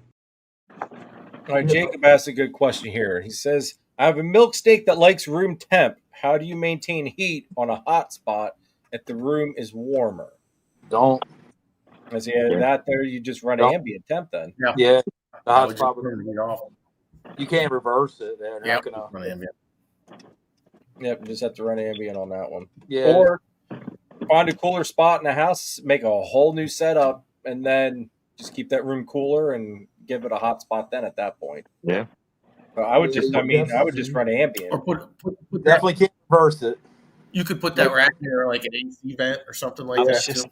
You read my mind. I was just gonna say, put him near an AC vent if he's getting. Doesn't help in summertime or wintertime though. Yeah, no. Yeah. Wintertime, you put him in a window. The opposite. What you call forced air Well, induction. down in the basement. Be down in the basement cooling off then. Yep. That's true. Yeah. All right, now let's talk about what would you guys have done differently as far as going full time, like just even during the process while you are full time. What are some things you would change and or do differently? Make different friends. Wait, hold on, wait. You mean Christine's still awake? Yeah, she's still up. Damn, and she's been hiding over there. She listening. Christine, show your beautiful face, dear. No, thank you. She won't. She got her up in a pom-pom, got her glasses on, eating a bowl. Oh, hell, dude, you got to pan over. We got to see that. It, bro. I got to live here. I'll wake up a whole list tomorrow. You got to live in general. Freaking Nate, never go to a reptile show.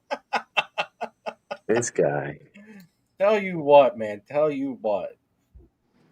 All right, so either of you guys go first. It doesn't matter to me. Whoever wants to start this one off. Hi, Adrian. I would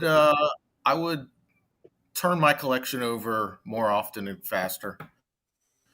I got a little stale with the corn snakes and the ball pythons, and I've been fighting that for the last couple of years. I finally got the corn snakes turned over, and we're another year or so away from turning over the ball pythons.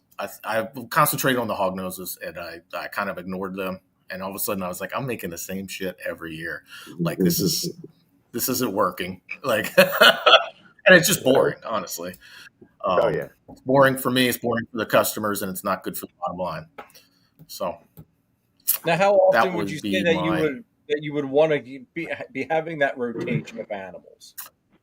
I mean, how many seasons would you like? Now that I've got like the corn snakes, like right now I have corn snakes. I don't have any corn snakes that I had 3 years ago. So now that I have it like that, now I want to turn over maybe a quarter of that every year. So every 4 years, it's complete turnover, somewhere in that range. I want to be breeding things for maybe 4 years, and then they need to go, and I need to either make holdbacks or buy new or a combination.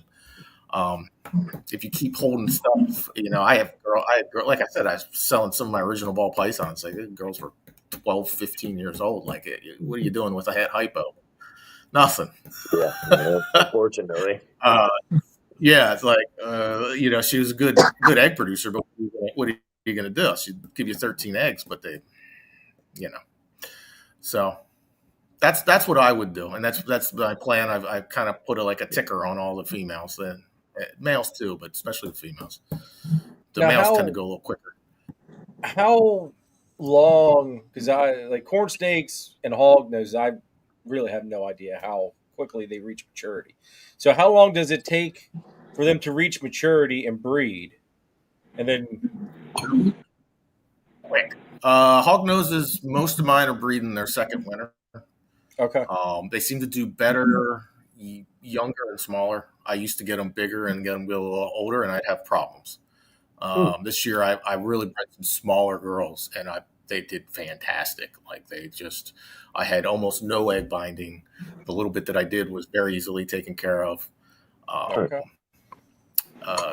So they're a lot faster than ball pythons. Ball python turnover is a little slower for sure.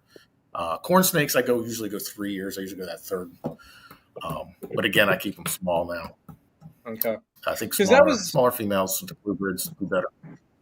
That's been the one thing that's been in the back of my head, like especially like the balls. I've got it down, in my head. I know how roughly what I'm going to be doing, and upgrading and keep that rotation going.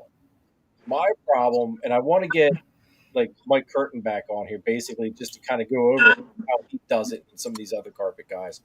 But when you're dealing with the animals like carpets or like the green trees and stuff, where they take that long to mature, like 4 or 5 years, how often do you really want to swap those out? Plus, then you've got that lineage factor. It's like, do you really swap them out, or do you just keep them until they die of old age, and then that's something that's been kind of in the back of my head.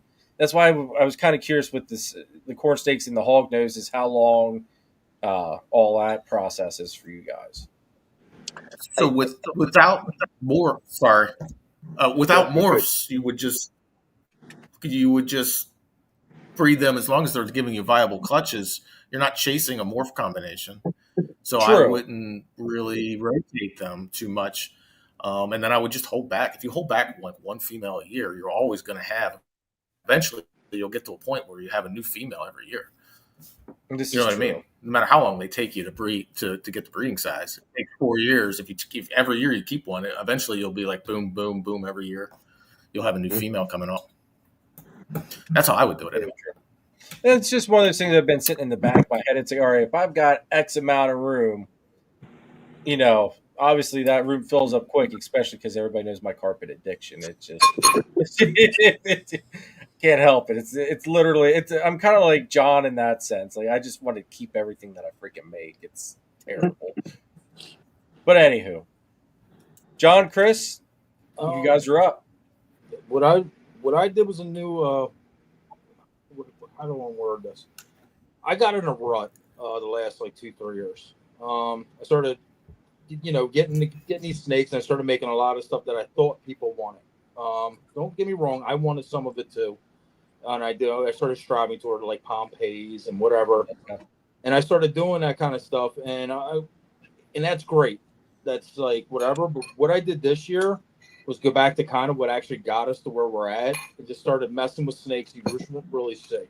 I just started doing combinations again that are you don't really see every day. Whether they're worth a ton of money or not, or however it was, it's different. And it brought back that excitement of like, wow, like I haven't seen this yet, or I haven't even seen one of these online yet, or something like that is kind of where I wanted to get back to. When I chased for the last couple of years, like I was like really hypo clown, like fixated. Like I started fixating on certain things. I was doing a lot of clutches. I was getting a lot of byproducts. And that's what I wanted to try to like really took the off season this year and was like, how can we do this where we're like making really still cool snakes and eliminating some of this byproduct? Yeah. So it's not as heavy. Like maybe one snake's coming out and it's amazing. The rest of the snakes are going to wholesale. And like that was like becoming a major issue last year because I was shooting for like the stars, but I was ended up craps, man. Like, we were missing. It was like 2, 3, 4, 5 clutches, and when you do that, 6, 7, 8 eggs a clutch, man, you got piles of byproducts. Yep. And like, don't get me wrong, somebody might buy it, $100, $200 snakes, and that's great. But you're feeding all these things, and again, like I said, I'm buying my food, so it's 30 snakes times every week times boom, and they're only worth 20, 30, 40, $50 a piece. Yeah, some of it's really cool, but it's like it's not really desirable at that point. If I hit the pinnacle, it's desirable. Everybody wants that. Yeah. Everybody wants a Pompeii. Everybody wants a Matter. Everybody wants like the cool ass looking snakes, but they don't want like the champagne cinnamon or like, you know what I mean? Like, and especially if it doesn't have a ringer, and like, you just get these snakes. So what I did this year was take more, not to say it took visuals and stuff, but I tried to at least incorporate a gene that's very still in demand into a snake, cypress, in the clown. Try to get like that into that clown because, like I said, now have a cypress, mahogany, yellow belly fire. That's a very desirable snake. Still can get the byproduct of mahogany and this and that, but at least it was better as a whole than getting all these hets and like a het mahogany, a het cypress, and like does that? What do you do with that? Yeah, it's gonna fall in it. I don't care how cool it is. It's basically falling into wholesale at that point. So you're like, oh, I bet 500 snakes, but 350 of them are wholesale. Like, kind of what'd you do? You kind of made a lot more work for yourself. I know the one you lost money. You lost money. Yeah, in reality, you lose money that way for sure. The one thing that I think fits into with what you're saying there on that, John, that you pointed out to me in the group chat was I've got so much leopard. So, like, in these projects, you know, with the byproduct, you don't want to be making a lot of the same byproduct even. Yes. So it's nice to have, like after John pointed it out, I sat down here, I thought, son of a bitch, like, he's right. Like, leopard's one of my favorite genetics with the balls. It's like, I've got leopard in, like, almost every freaking pairing that I've done. So everything I'm not hitting, I'm making a shit ton of leopards. It's like hell. And I got no room. Okay, we got to change this now for next year to help eliminate the same shit. I got no room to talk on some of that stuff because, like, I got a lot of blackhead. I got a lot of black pastel. I love them genes, like, but I'm trying to switch the gears of like that. It's not like blackhead butter or something. It's like I'm taking a blackhead black pastel red stripe, and then this one's gonna be the butter. Like, at least the snakes are now changing. That they're putting them in a row, and you got 6 bins in a row, and it's all black pastel leopard this, and it's all the same snake, just a hair off, right? Yeah. And it's like, because once people hit that C's, I know I'm good for it. If I walk to a table and I just see C's of the same exact brown snakes or whatever snakes are going on, I'm kind of just walking to the next table. Yep. Because it's like, that has it, that has it. Oh shit! Dude, do you make anything else other than brown snakes? Like, and they're all cool brown snakes, bro. But they're all brown. They look like rocks. Big brown snake. To a normal customer, like a newer person, a pet owner, an aspiring new breeder, they walk up, they all look the same. We see the difference. Oh, that's GHI. Oh, that's blackhead. Oh, that's cypress. But if they see on top of brown all the way across the bins, they're like, they're funky normals, I guess, right? They're just looking normal plate. Why is that one $5,000? What the freak is he on? Like, because then they see that kind of shit too. Like, that's another thing I don't do is put crazy high prices on snakes. I'll just put ask, right? So that's the number one thing for a new person to walk up, see $5,000, they ain't looking no farther. Like, yeah, fuck that. That's expensive. It's gotta make you feel a little good though to put that big dollar sign on there, though. I'll put ask. And then people go, I'm scared to ask. I'm like, Yeah, it makes conversation. And that's the other thing. That's another important thing, though, when it comes to vending, is getting those conversations started. Yep. So it's not a bad tactic, in all honesty, to put that ask or inquire or whatever on. Another thing I would, like I said, I would have changed. I would have, like I said, we were talking about it earlier. I would have invested in a couple more for the own personal and the higher end market. I would have invested it sooner in a couple things. Yes. Like Desert Ghost Clowns or something like that. It's something I always wanted to make. I made some finally this year, but it's something I always wanted to make. I should have invested in it. Like, instead of doing the way I did it and everything, I cost myself years, frustration, and time. And a lot of money for feeding stuff I made up, which ended up being, nowadays, you can have bought it very cheap in reality. So it cost me money. And that's something where also I've, like my Xanthic Clown stuff. If I would have just not have been a stubborn jackass and bought a double visual to stop those misses, not spend 3 years trying to hit the sucker, and then just by the grace of God finally getting it this year, it's like think of where I would have been now at this time if I just would have bit that bullet the first go round. It may not be all males. Yeah. Yeah, they might not all be males too. Yeah, hell, it might have hit a female by now. The other thing I wish I was better at, and Tell this, you like, what. this is still a problem with me today. I wish I was better at like advertising basically what a gene I have is.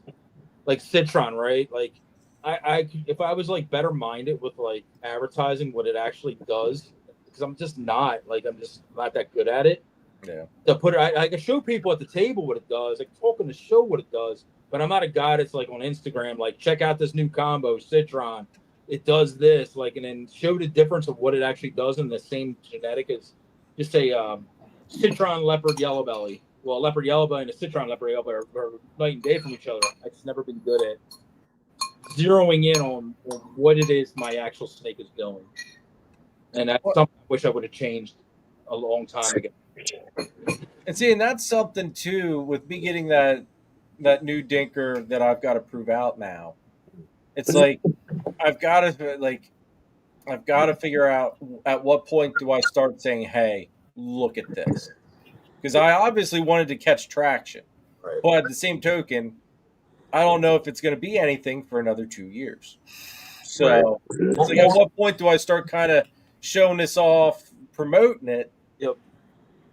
So then that, because if it is reproducible, what I see in that baby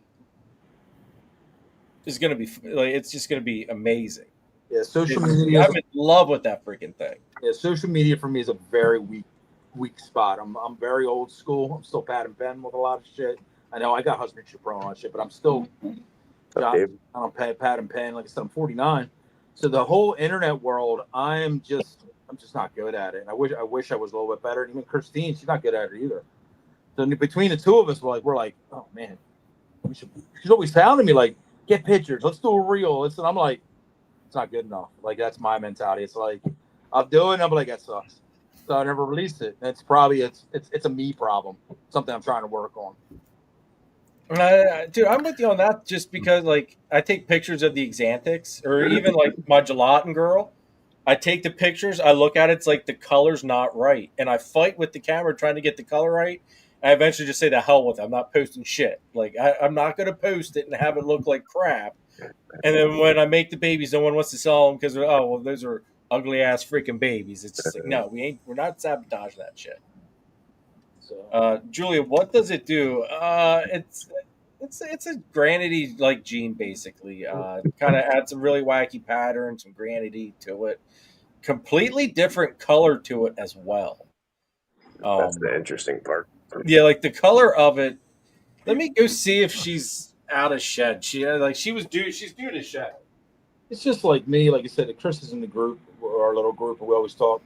We always call it like when Jeremy does the whole Triforce knockoff thing. It's like an inside joke because I make a lot of snakes that are different looking than everybody else with the same kind of genetics, and it's because the genes are different. They're either line bred because I line bred them for a long time, and they're not because they're prettier, or they have this. I have a chocolate gene like that's not testing chocolate, but it's like chocolate on one of these behalves of some of the stuff I do. So it came down to like I'm even talking to Nate and stuff like, how do I like counter this? Like, it is like a chocolate, but how do I name my own gene? Like, because there's nothing else like it. Like, I'm putting this shit out there. It's different. Everybody knows it's different, but it's not testing. And you got the whole nother situation with like the whole testing warrior stuff. Like, oh, it doesn't say it's a test. It's freaking shit. It's like, no, it's not how it works, guys. Freaking cool snakes are cool snakes. But like, how do you like start making up these names? It's like butter, right? So every bin I'm putting on this year, it's going to say, I can't believe it's not butter. That's going to be my new catchphrase for my new Lester line. It was all sold to me as butter. It's different than butter it's always had, but I can't believe it's not butter. That's going to be Dean's name. Lags. It's another one I've been saying for freaking about 2 years now. Lags. You want a new hypo line? I got a new hypo line for you, right? Come up with a new hypo line for you, Adrian. Like, shit. Chocolate. Freaking what? Yeah, I'll send it right over to you. Cheap. I'm not putting chocolate on any of my snakes anymore. They're all gonna say faux chocolate. FAUX chocolate. They're faux chocolates. They're faux chocolates. I don't know what to tell you. Like, like, how do you make this interesting? Like unknown hypo faux chocolate. There you go. People are gonna be looking at my bins, which it could be conversation starters being like, "What is this dude on? Why is that? I can't believe it's not butter on his freaking display." Here you call it Yoo-hoo. He likes butter. There you go. You. That's it. Thank you. It's the new There you go. concept. That's a good one, actually. Get ready, world. Here comes the super Yoo-hoo. I like that. That's John's awesome. gonna get a cease and desist letter from you. I'm not calling it Yoo-hoo. I'm calling him, bro. Fuck that. I'm calling them Hoyos. Put an extra O in it or something. Put an extra O in it. They are not Yoo-hoos. I ain't taking no trademarks. They are Hoyos. My chocolate line is Hoyo from now on. Hoyos. That's great. That will stick. Oh my god. That's good. I like that. Hoyos. But no, for real, it's like I just never been good at like how do you label something like it's doing this, it's doing that, but what do you do with it? I'm not a big like name my own gene guy or all this stuff. Like I don't know. I think that's also the other thing with Bang is that we all promote it amongst one another. We need to start doing more to promote it out there in the world to start driving that anticipation up for it. I don't think we do enough of that. We definitely will. I think Bang right now is right where it needs to be personally. A little more time to build it, a little more time to freaking get ahead on some of this stuff. And like I said, the combos have been made. I have a handful of really nice stuff. I know Nathan has a really nice freaking little right. Army. And like I said, and again, it's in our group, it's Nathan's baby. It's going to be when he basically is ready to say, "I'm ready to do this," right? Yeah. So it's going to be like, and then when the world does see, which it's going to be very exciting because it's going to be another dimension. Because it is a color combo. It's a color and a pattern changing combo. Yeah. Oh yeah. I was saying, and that's the one thing I've noticed with my stuff is the pattern. Because Nate was even mind boggled with it, and then when he was over here for the barbecue, he got to looking at the male that sired it all. And he goes, I forgot it was this one that you got. He goes, that's why the pattern looks the way it does. He's like, look at the dad, and the pattern is goofy as shit with him. So that's why he throws some goofy ass looking babies. It's just passing that down. I've had my most exciting, basically, month of ball pythons I've had in probably since COVID. I hit a clutch. Long story short, I put a leopard, black pastel yellow belly clown head EG to a Krypton butter. Whatever. I can't believe it's not butter. It's not butter. But, whatever. Het DG. Well, I ended up with freaking 4 freaking clown DGs, man, all comboed. Leopard and freaking butter and black pastel and all kinds of. So I killed it, crushed the odds. Never hit that hard in a 6-egg clutch. After that had me on cloud 9. It's the first time I had like super butterflies in my stomach, freaking cutting a clutch. A long time. That was a killer clutch. Well, I went over to Nate's on Friday, and I'm not gonna say like what anything was or anything, but there was a clutch we did over there. Again, super butterflies. Like couldn't believe like kind of what we're seeing. And a couple of snakes that he had over there showing me, I haven't seen them since they were babies. Holy shit. Like Coloring up nice. Dude, they're just coloring up nice, and it brought back everything that this was in the beginning for me. It kind of scale over the last 2 years for me. I'm not going to sit here and be like, I was not quitting. I'm not like, oh, I'm done with ball pythons, but I was kind of like stagnant. Same old shit. Everybody's doom and glooming everything right now. Anybody, one of my friends I'm talking to, everybody has such a whatever opinion on this. The market's this, and it kind of puts you in a funk. Yeah, like 100%. It will. No babies were out yet at that point. I wasn't really cutting any clutches, so you're just in that freaking end of this whatever that whole egg lull, and you're just like, oh god. You're in that void state of there's nothing really keeping you wound up. You're in the second quarter. Oh. Yeah, you're in the second quarter. We're going to shows, and everybody's just like, I fucking make my day, fuck this place, and everybody's freaking the fuck out, and you're like, second quarter. Jesus Christ, man! Like the sky is falling. And all of a sudden, like this last month, it was like cutting that clutch, going over Nate's, cutting that clutch with him, watching him. Like it brought back like Giddy's schoolgirl. Like we were like two little girls, and like, look at this shit. It was amazing. I'm sitting. I'm like, this is what I miss about this hobby. This is like, yeah, see.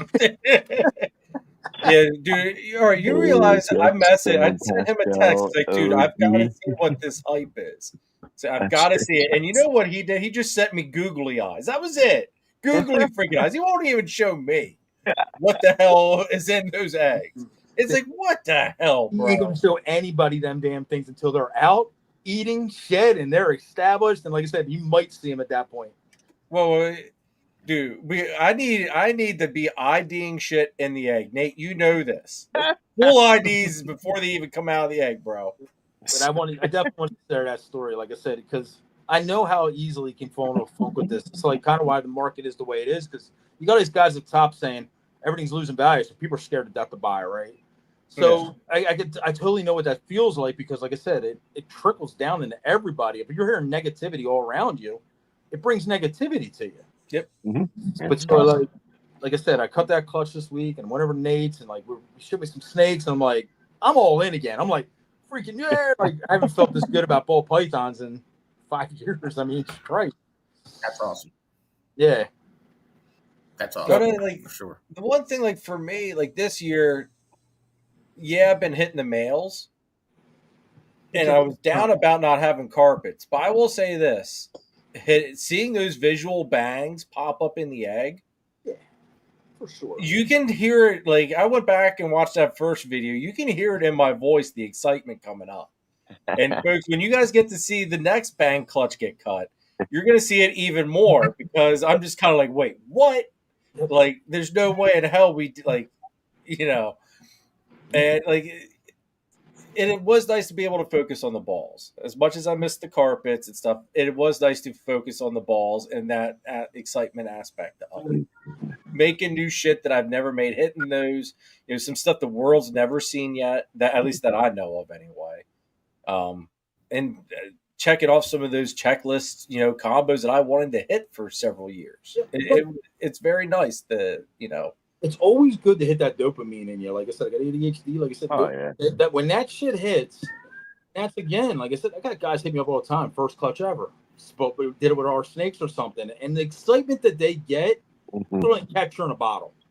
Like it's our first clutch. I was like, bro, soak in every effing second of it. Like that feeling is like unreal. Like your first time you ever hit a clown, or your first time you ever hit a hypo, whatever you're shooting for, if it takes time, you'll never get that feeling back from that very first time you do it. And that's kind of where I'm at with like this year. Like it's the first time I hit them DG clowns, and then they were comboed, right? I was shooting for heads. Dude, these things came out DG clown combos, 3G combos. I was like a couple backflips, man, throw a hip, man, freaking hell, I'm all busted up. Break a hip, you're 49, man. I'm telling you, bro. And it was worth it. Nate works him like a dog, man, and John's becoming brittle. Yep. And then I get a chance. Like I said, I'm lucky enough, one of the lucky enough people in the world, that I'm watching, to me, history being made. Yeah. Some snakes that are on this planet right now that nobody's ever seen.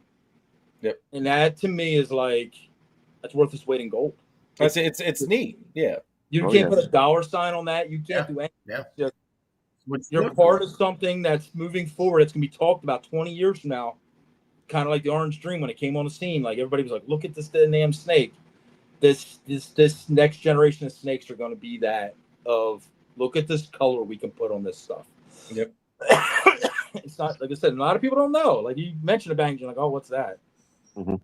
Well, and the other thing is, though, too, seeing pictures of it and then seeing that animal in person, pictures don't capture what bang does and is. Like, that's the bad part about it, too. And I forgot to tell my story. Another freaking reason I'm so excited. I hit the Super Orange Dream Scrambler Citron Pie. Boom! Oh, nice. Ooh, that's gotta go low. Orange Dream Citron Enchi Pod, or Citron Scrambler Pod. So that one, and it's Het Ghost. Nice. So that I just cut that yesterday. Oh, now is it compatible with Adrian's Ghost? No, they're not Adrian's Ghost to see if it's compatible. Now these are legit Orange Ghosts. One of a kind over here.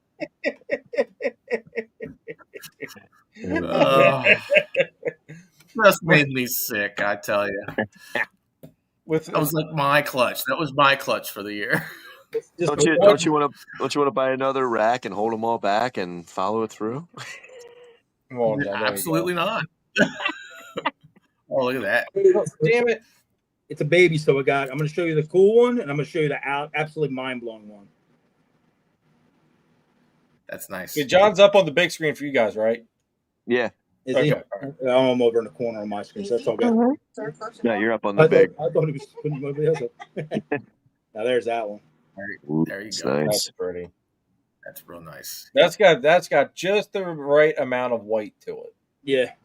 That's the one thing about the scramblers, at least from what I'm watching and learning about them. They put a lot of pattern back on pod. Yeah, scrambler. Yep. And it puts a lot of orange in the bottom. Like these they just came out, so they got a lot of baby shed on them and stuff. But they're so freaking orange, like in person. My room's kind of dark, but I'll show you like when they shed and all. With what Nate said here, Nate, as long as it's not Sorrentino sexing it, because we found out that Sorrentino, you got to kind of question if he knows what's popping out sometimes. Old Danny taught him, so. Yeah, I always sex freaking Nate sticks. He don't even sex me. He's like, I don't know what it is. I'm sitting there popping every drawer. I'm like, ting, ting, ting, ting, ting. Like, boy, girl. He's like, hold on, let me write this thing. It's eating. It's eating. He don't care. Like, he knows he's holding back. Male, female, doesn't matter with some of the shit he's making, so he doesn't even look. And like me, I'm like, what are you? Jeremy says, man, I'm excited for a clutch that most won't be. Super Banana Cypress Clown is Super Trojan Black Pastel Clown. I haven't seen how Trojan works with banana yet. Nice. That sounds like a neat pair. It's going to make it orange. It sounds like it's killer, dude. That's a killer pairing. That Trojan stuff is so underrated. So underrated. See, what does Trojan do exactly? I should hit that with Cypress. Trojan's a color shifter. Okay. It does like a caramely look to him.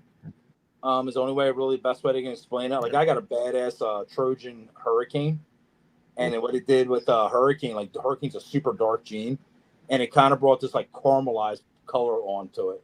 Pretty neat. Okay. It's pretty wild. It does some cool stuff. I can't wait to see more stuff with the super. That's my biggest thing. I can't get my girls up fast enough. I haven't seen many supers, but the ones I've seen are to die for. They're freaking cool. Yeah. It's another up and coming gene that I think will be talked about a lot more in the next couple of years once other stuff are really hit on. Like I hit a last year, and it was absolutely killer. I don't know about you guys, but I've been stacking supers. Many supers as I can get. And that's another thing. We're like talking about this whole like what would I have done different? I would have went for supers back when I first super everything. Would have went for way more supers than I did. And I was always like, oh, I have it in this, so what's the point of a super, right? It's just going to give me more, but it's not the case. When you're trying to directly inject something, holy shit, is it valuable? Oh, yeah. Because I can tell you how many times, like literally, it's not 9 out of 10 times I shoot for it, I'm missing that damn gene I want. It's hitting everything around what I actually want it for. Had that been super, it would have been not to mention your byproduct. Then the byproduct of it. You know, you have a super or two in a pairing. Your byproduct isn't complete garbage. Not that snakes are garbage, but you know what I mean. I've sold a lot of supers I made because I was like, oh, I have it in whatever, and I'm like, now I want to kick myself so hard. Yep. I got double supers. Double super. Nice. Supered up. Yeah, Add a couple of steps to it. A Bell Suma. And a Bell Suma. Oh, wow. That's fun. Suma, huh? They call it a super duper. Yeah. Yeah. Which super duper. That's right. That's cool. It goes white, What's right? That? It goes white, right?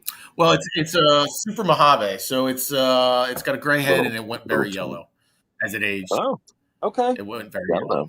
So the white overpowered the dark. I just made some white matters, basically. I call them. They could be white pandas too, but the white took over versus the dark. Right. They're little troopers. They got. I said I'm the only guy freaking probably in the nation that goes for freaking white snakes the absolute most hardest way you could possibly do it. I'm turning black snakes absolutely freaking snow white. Yeah. Nice. Ay, John. All right, Mr. Shelley, how about you? What would you have done differently? I think I doing differently. I think I just definitely would have. I think I would have invested a little bit more money into different species that I really enjoyed, and just like took the plunge and not been like so cautious with it.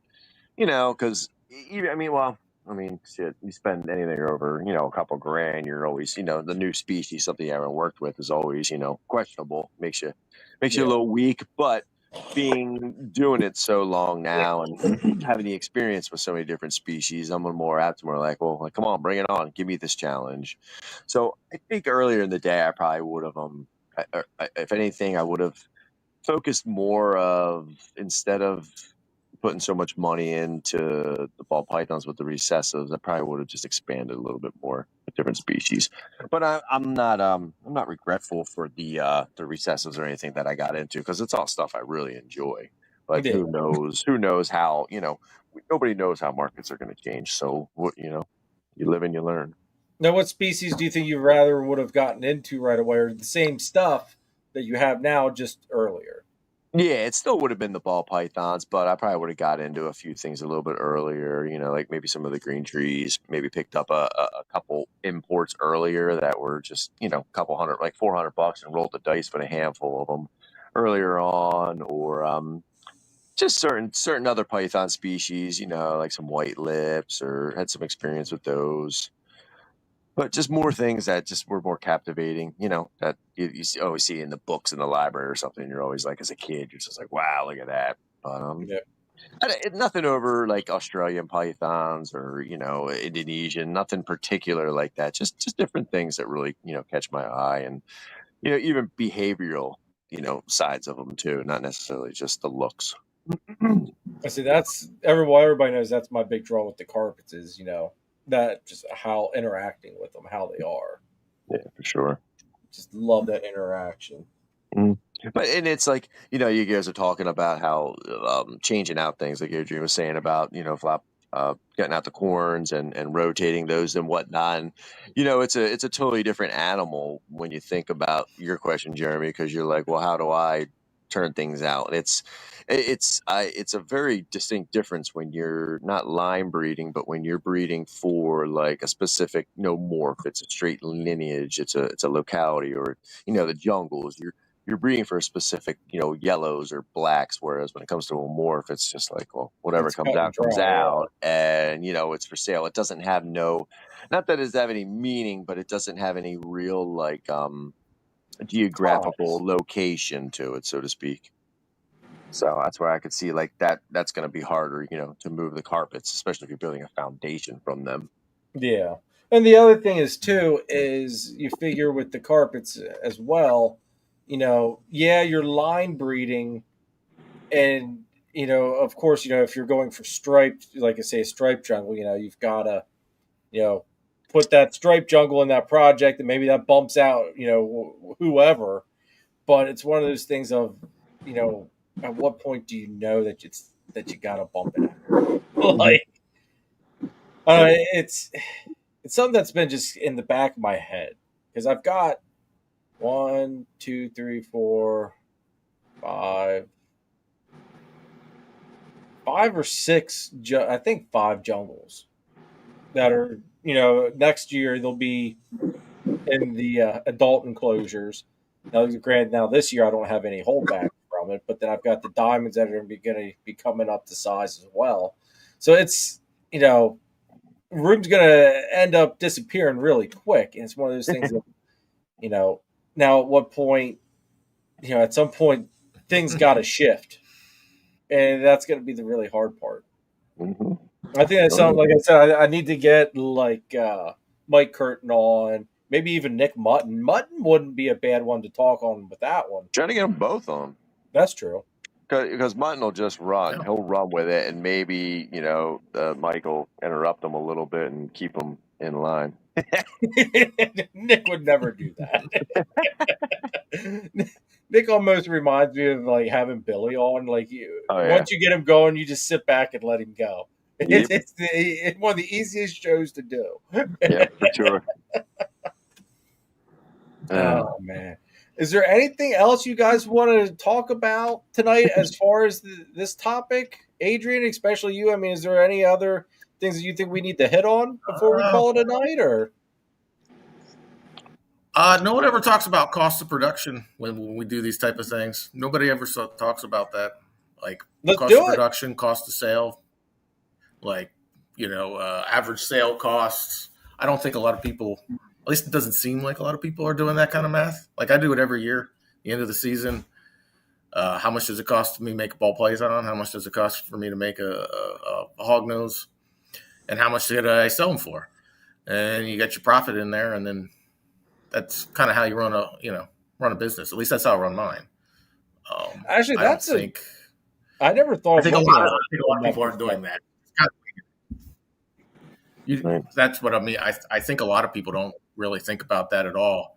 And if you don't know those numbers, you don't really know what you're making. You could be making a ton of money. You could be losing money. You could be breaking even. You don't really know. It's pretty simple to do. I was taught to do it early on. Corn snake guy, because you have to. Because there's slim margins there, and he taught me how to, bedding and your feed and cost and how many adults did you breed, and do a little division and figure out that kind of thing. Yep. But for sure, that's something that's never talked about on these type of programs, and it's I don't know how you run a business without it. Well, Jessica did that a while ago. That's something I'll have to look at and see, what mine is by the end of this year. Because now you've got my wheels turning on. Because I know last year, I kept track of all expenses and everything. Expenses, what came in, what went out, all that stuff. I knew the big round number. I also know because of Nate, he caused me to go negative. Right. But I'm also thankful he caused me to go negative. But yeah, no, I'll have to, look into that too, because especially this year would be a good one because it'll let me know what the balls do themselves. Mm-hmm. Yeah. So I think that'd be an important thing because breaking it down between the carpets is. I'm trying to think here. Because you just basically take what you spent in food, what you had in babies, and divide it all up, basically, correct? Basically, bedding, food, and then I have the snakes pay all the electricity in the house because I don't feel like trying to figure out how much these racks are costing me. So I just take the whole electricity bill for the year, divide it into the snakes. Okay. And then, your bedding, and then your food. And then you also have your sale cost because your tubs, your snake bags, your business cards, your tables, your morph market, all that is costing you money to sell. So you need to know that and divide that into all your hatchlings, and then you'll have your sale cost, and then you have your cost of production, and then take all your babies and how much you made and divide that, and then your average sale cost, and then right there's that's your profit. Remember. I lost everybody. Well, we still see you. I lost everybody. No. That's how. I say you guys are exactly right. You will. Yep. Reason I'm quiet is that we used to keep track of it. I didn't want to know. They belong dead ass serious with the way the market is going and with the way stuff was going. We are in a positive, but it's not like it was. But it's not like if you know those numbers, you'll know what to breed and what not to breed. Like with you're only doing ball pythons, so I would do it by project. Yep. What's this project making me? What's this project making me? What's this? If you break it down into maybe 4 or 5, and then you can say, I shouldn't be breeding this. I'm losing money breeding this. Right. Sell these all and actually concentrate on this. Yep. That might be a little easier too. You try to break down your whole collection, John. You're gonna lose hair. But if you kind of piece it out, more. And do like Adrian was saying, that's a great idea. I like that idea. I might have to use that idea because I'm not so spread out, but I have so many little projects. So preach. Preach. I can't read, man. My screen is so tiny on my phone. I can't read. That's why I'm like, I need some glasses. I can't go anywhere without glasses anymore. I don't know when that happened. It's getting Can't there, see a man. damn Like, thing anymore. fishing this year is going to be tough. I'm not going to be able to tie that knot, man. It's going to be tough. Well, if you Oof. pay me to come along, Chris, I'll tie the knots. I'll even bait your hook. Pay you? I'll give you a place to sleep. How's that? Well, are you gonna feed me? Okay. There you go. All right. See that? There you go. I'm a cheap date, dude. Fair deal. As long as you house me and feed me, I'll be your masturbator. It's okay. Whoa. And on that note, get late, guys. Oh damn! Didn't you guys ever hear that in fishing? Where's Sorrentino when you need him? Damn. Yep. Yeah, He man. would have Like been all over that, man. Like back when we had the boat, all right, years ago when I was a kid, Dad always told me, "Hey, you've got to be." We'd be going out to our spot, and he'd hand me the pack of squid. He'd start cutting up. Hey, start cutting up chunks of squid for the bait. Freaking neat. And we got up to our spot. Our uncle pulled up, and my uncle, being the way that he is, he's a colorful fellow. Goes, "Oh, you're the masturbator, huh?" And I looked at him, and I thought, like, I stood like it dumbfounded me. I sat there. I'm just like, huh? Like, how old were you? oh, dude, I was like maybe 12. So like I knew just I was getting trying to into make it all connect. And then when it connected, I'm just like, son of a bitch. Somebody's like, how does he know? That's funny.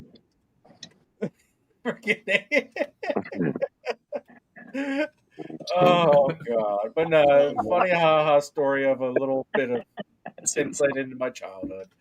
So yes, anytime you got someone that's doing baiting hooks and stuff, they're the masturbator. That's just how it is. All right. A little bit of fishing 101 for everybody. My proudest experiment with the boat with the snakes is see how much exactly money is. Might be out of business next year. We're raising rates. All the projects. Raphael, what's up? I think it would help. What's up, Raphael? I really do. Yeah, next year, John's breeding rats. Right? I'm like, none of the projects made money. Son of a bitch. Yeah. One of these days, like I said, I will cave and start doing the rats. It is the time factor right now, though. It's totally so much more convenient for me to just go buy them, throw them in the freezer. I know it costs me a crap ton of money, but at this point, the time just is not my ally. It just doesn't happen. Do you feed frozen? Yeah. You feed all frozen? Yep. Jeremy. Everything's frozen thawed. Oh, okay. Yes, sir. That at least saves you a little bit. And everybody thinks about how long it takes to feed and stuff. And reality with how I feed normally, I'm not making the dead rat dance very long. Normally, I'm opening up the tub, the rat gets in, and poof, they've got it. So there's not much time really spent more than anybody throwing a live rat. So it. Now, on average, sometimes you've got that. You might have that one where you got to make the rat dance a little bit, and you got to sell it a little bit for the sucker. But for the most part, it's really quick, especially with the carpets. The second, once they smell rats in the room, any bit of movement, they think, "Hey, it's go time!" Like, oh yeah, they're on point right away. For sure. Hey, I'm telling you, man. I'm telling you, it is so much because even while there's like, I don't have to go and like I know like for John and Christine, like they've got to go pick up their rats and stuff and then bring them up. Like I don't have to do any of that. I just go to the freezer, get one big, thaw out however many I'm thawing out that night. I can go do whatever the hell I want to do while they're thawing. So like, it's just very efficient for me, Nate. I'm sorry, bro. I'm sorry. It works. What's Christine I feel like yelling I about? spent half my week thawing. Yeah. You get done thawing, you got to thaw more. Yep. Miscount. Always count low. You never know who's not going to eat. And I will say that I do feed like 3 nights a week. Well, I can't. I'll feed 1 rack or 1 or 2 racks one night. Like lay out X amount. I normally go after the difficult feeders first. If they don't want to eat, then okay. Then I know I've got, the farther up the chain I go, the more likely everybody is to eat. So by the end of it, I know exactly, all right, the last night I've got to thaw out this many because I know that these guys are all going to eat. Makes sense. But I'm so used to it by now. Right. Yeah, if you scent the room, that really helps. Yeah, that makes a world of difference. Yeah, for sure. Nate, 3 nights a week. Who has that kind of time? It's not. Nate, it's only like literally like an hour, and 1 hour a night basically I spend feeding, if that, depending on what the situation is, as far as is it hatchlings or whatever. Yeah, it's just become my routine though. It's just become my routine. I will say though, that man there has helped me immensely with time management because how I was working this whole room before, my wife was about to kill me. So I do have to give Nate props for saving me on that one. It seems like he's going to try to adjust your feeding schedule too, so pay attention. If he's going to adjust that, I hope he's paying for the help to go and work in the rat room for me too. Because I feel as though that would be, what it would boil down to. Well, it was easy. He had so much wasting time. All right. It wasn't Nate on some of that. Yes, it was an easy fix for Nate. Like I literally was going through every tub every night, instead of kind of spacing things out a little bit. And once I spaced things out a little bit, it freed up a lot more time and everything flowed a little bit easier. And especially with running the channel too, like that's the other thing that takes up a lot of time. I don't think a lot of people realize or factor in, coming up with ideas for a video and editing it, filming it, and all that stuff. It adds up doing all that shit. And sometimes weeks come up where, it just doesn't happen with getting something filmed, or I'm just not feeling any topics that week. If I'm not feeling a topic, I'm not going to put it out there just to put something out. That's just kind of where I'm at this point with the channel. It's like I want what I'm putting out there to be good shit. Right. Oh, look at the kitty. Is that Obi? Yeah.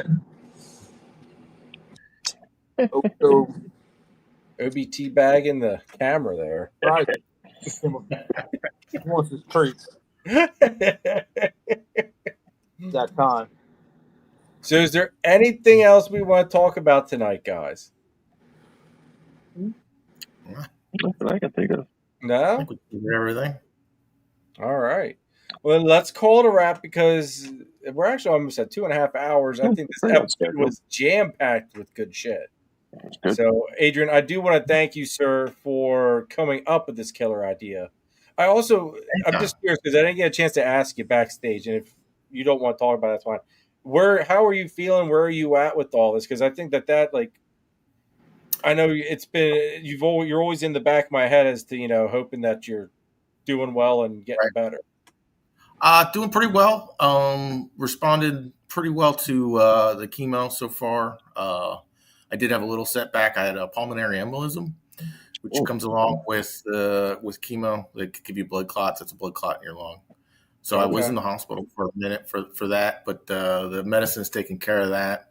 I'm on blood thinners now, and be getting a scan this coming week, MRI. We'll see how much it shrank. The symptoms have pretty much gone away as far as the cancer symptoms. So I'm assuming it shrank at least some. So we'll keep our fingers crossed and see what that scan says, and we'll go from there. But I'm doing all right. Should you know by Gettysburg?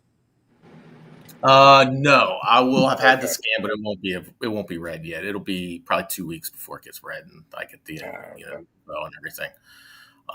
But Yeah, so far so good. I bounced back after a few days. Like I just had chemo on Wednesday. Thursday I'm usually pretty good because they give you pre-med, they call them, and then Friday and Saturday I'm like yesterday I was shitty.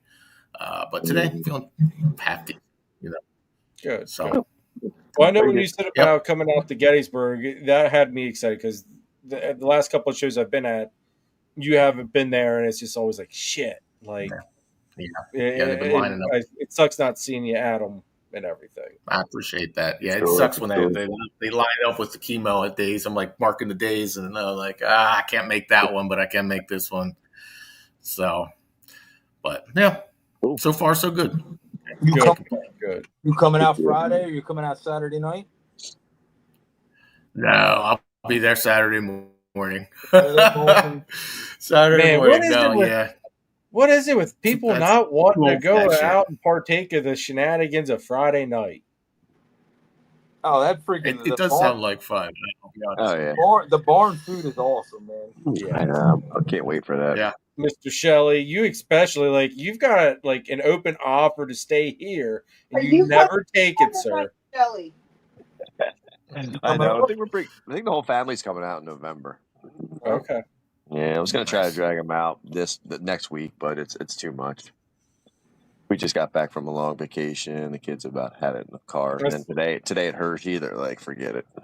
I said the kids just want to be home for a change. Yeah, we'll get it though. I want some of that prime rib, man. I saw them pictures. Soon, right? What's that? The new baby. Yeah, August 19th. Oh, nice. Oh, wow. That's close. Quick. Oh yeah. Something tells me Kara and Jen are going to be very good friends that whole weekend out there at AARPE. Because Kara, that will hit every baby bone that Kara wants to have settled at the moment. You better watch it after that weekend, boy. Oh, dude, her and I we actually had a talk recently, okay? Yeah. And she is on board of no more babies. She has come to the conclusion that Hudson is the straw that broke the camel's back. So, with that being said, which one of you got fixed? Well, none of us. Well, neither one of you, right? Ain't over yet, baby. Talk, man. Talk is cheap. Talk is cheap till she sees the baby pop out. Well, we'll just hope that she keeps on this positive train of no baby. Baby fever is real. All right, second thought, Chris. I'm going to let Karen and the kids at home. It'll just be me. Jen, have a talk with her for you, bud.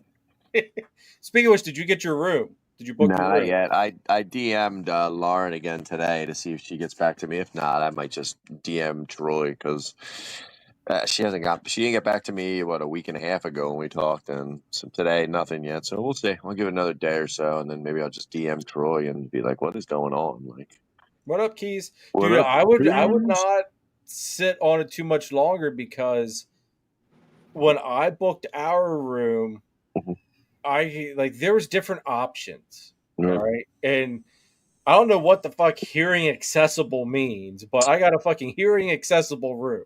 Okay. No idea what the fuck it means. But I sure as hell didn't need the handicap room. All right. So I got this hearing accessible room or whatever, but it's like I think before what I told you is like $150 or something like that. Mm-hmm. Well, this other room was like $160. Mm. So I mean, a little bit of a price jump up, but my big concern is that if you wait too long, you're not going to get a room at that hotel. Exactly. Because it is nice. It's right there. What about a colorblind room? Everything was kind of black and brown and gray looking, Nate. So I think they've already got those bases covered. It's just black and white in Jeremy's room. Jeremy's song, it was all yellow. It was all yellow. So I think that's Jeremy's theme song, man. If he ever has a walkout song, it's that song. They call me Mellow Yellow. It was all yellow. Oh man. But no, like I would definitely not wait too much longer on that, dude. Because you figure, I mean, that show's closing in quick. Oh yeah, like 2 months, 2.5 years before we freaking know it. Yeah. Same with that's the other thing. Less than 2 months. Yeah, I was gonna say I've got Hamburg coming up August 9th, I think. Yeah, 9th. Yep. Are you doing that one, Chris? I might jump up. I got to. I think I haven't got tables yet, so we'll see what she charges me. But I think I got to. I got to get to it. First Hamburg. Well, I told her to. I wanted to be, since John and Christine weren't there. I told her to. I want to be next to you, so you better get. It's the first Hamburg we're taking off. I think it's 6 or 7 years. Oh, shit. Longer than that. Shit. Oh wow. Damn. Yeah, it's been longer than that. Yep. I literally by August and Hamburg dates back a long time of like misery. So freaking, we looked at each other here, and I was like, the babies aren't really out that hardcore yet. We're taking this one off. At least it ain't in the old building, Jeremy. Freaking, you would think that the old building, freaking August show. Holy, it was murder. It was like a fucking oven. Oh my god, it's terrible. We were right in front of the window. I had people passing out in front of my table. Yep, it was like a magnifying glass underneath the petri dish, man. It was brutal. I can believe that. But we've got Hamburg, then it's AARPE, then it's Repticon. And I think like I've got another break, and then I think I've got Gettysburg. Here you Gettysburg. I know. October, we already know Gettysburg's this weekend, Christina. Like talking about like the projected outlook beyond this weekend. Well, that starts it off. All right. Gettysburg this weekend, folks. I'm not a fan of Oaks this upcoming show because it lands on Gettysburg. Yeah, that pisses me off. I'm anti-Oaks this next show. It's again to overlap. Yep. So we'll be at the one, I guess, after that. Yeah, I did it again. You would think that they would stop doing that. Yeah, me too. Like, that just doesn't help anybody at all. Like, vendors, them as promoters, it doesn't help anybody by dividing the crowds like that. I mean, not that, having a show every week helps anybody either, but I mean, yeah, so we got a couple nice shows coming up here that we'll be at. I will have some adults at Gettysburg, probably have even more adults at Hamburg, slowly moving some of that stuff out so that way I can move stuff up. Got some really cool babies that we will have out there, so. I'll be starting to trickle out right after Gettysburg, all the adults and everything on the morph market, whatever doesn't sell through the grapevine of the friends list and all that kind of stuff. So we're going to put that together. Probably good 30, 40 girls.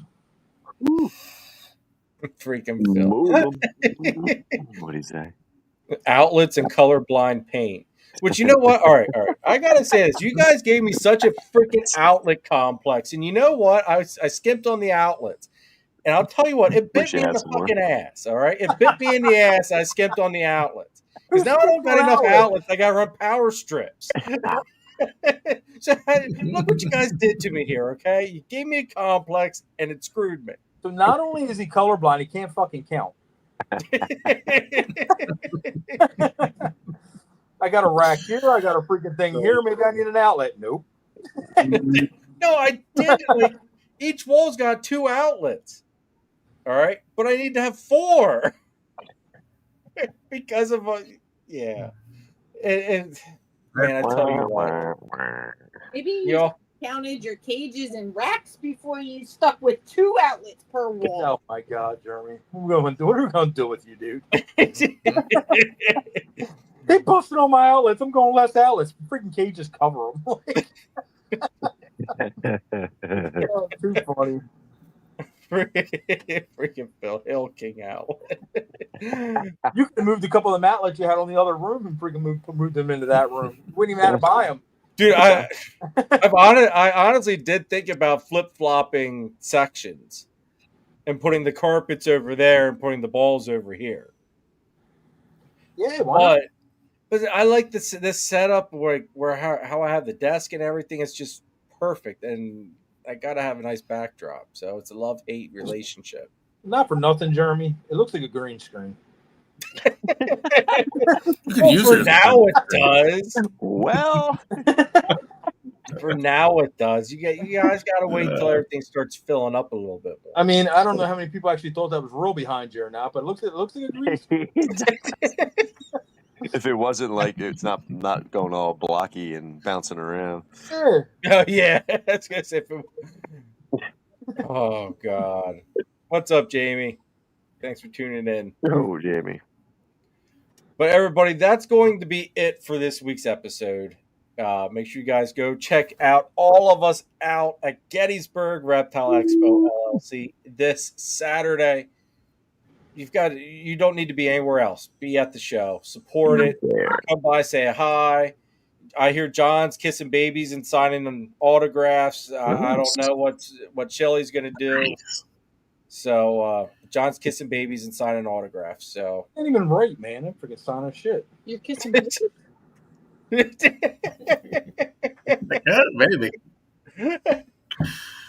For a couple extra bucks, John will even bless the baby. Jesus. There you go. Let's see, Raphael.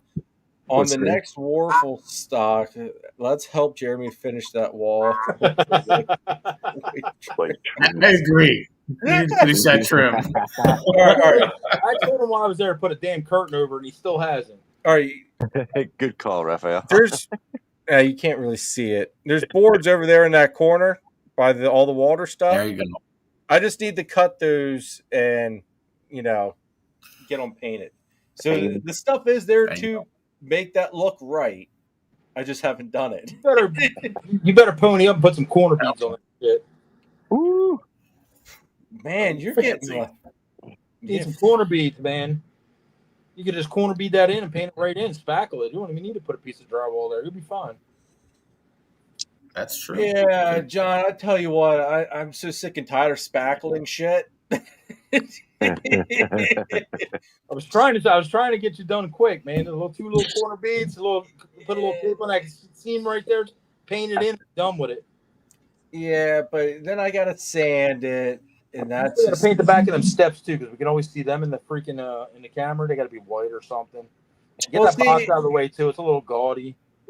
Get the what? And feed your snakes live, would you? God. Feed your snakes. Yeah, because we're doing a German decorator. You need baseboard in that room too, by the way. Like just saying. All right. Well, in that case.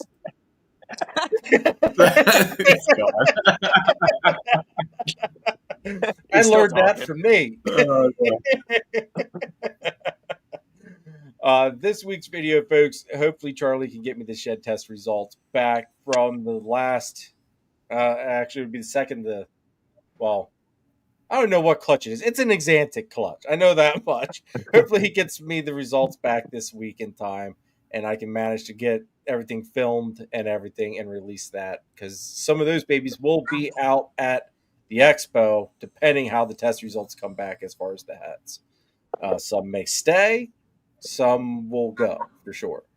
But I need those tests out so that way I know what the hell to price the shit at. So, that's the woes of the ball python market. What do I price the shit at this week? But next week, I don't have a guest lined up at this point.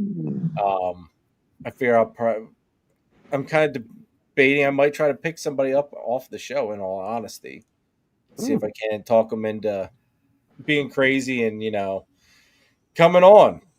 Because, hey, why not? We'll all be well rested. I mean, you got Sunday to rest up. Shit.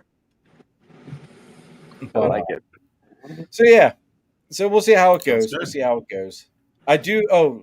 Chris, I do think we need to try to get Troy on to talk about AARPE once. Okay. And kind of, I think that would be neat. All right. So I don't know if you do email him, maybe drop a hint about maybe coming on or something. Yeah, I'll just if you don't mind. Yeah, for sure. So, but yeah, that's gonna be it, folks. We will see you next week. Virgil, what's up? Thanks for tuning in. Go back and watch the replay, please. Keith says, I've heard you could do that at Tinley. Do what at Tinley? I don't know what we're doing at Tinley. I don't know. Anyway, Keith, thanks for tuning in, dude. Thank you very much as well for the super chat. Greatly appreciate it. Everybody have an awesome rest of the week. Guys, stay here 1 second until after this whole thing wraps up. I'll bring us back up. But be at the show this weekend, guys. Check out the channel sponsors, please. Links for everybody is in the description down below. Check them out. And check out my Husbandry Pro Store as well, because that's got basically what's going to be at the show at the moment on there. So go check it out. And we'll see you Saturday, folks. Later. Good night.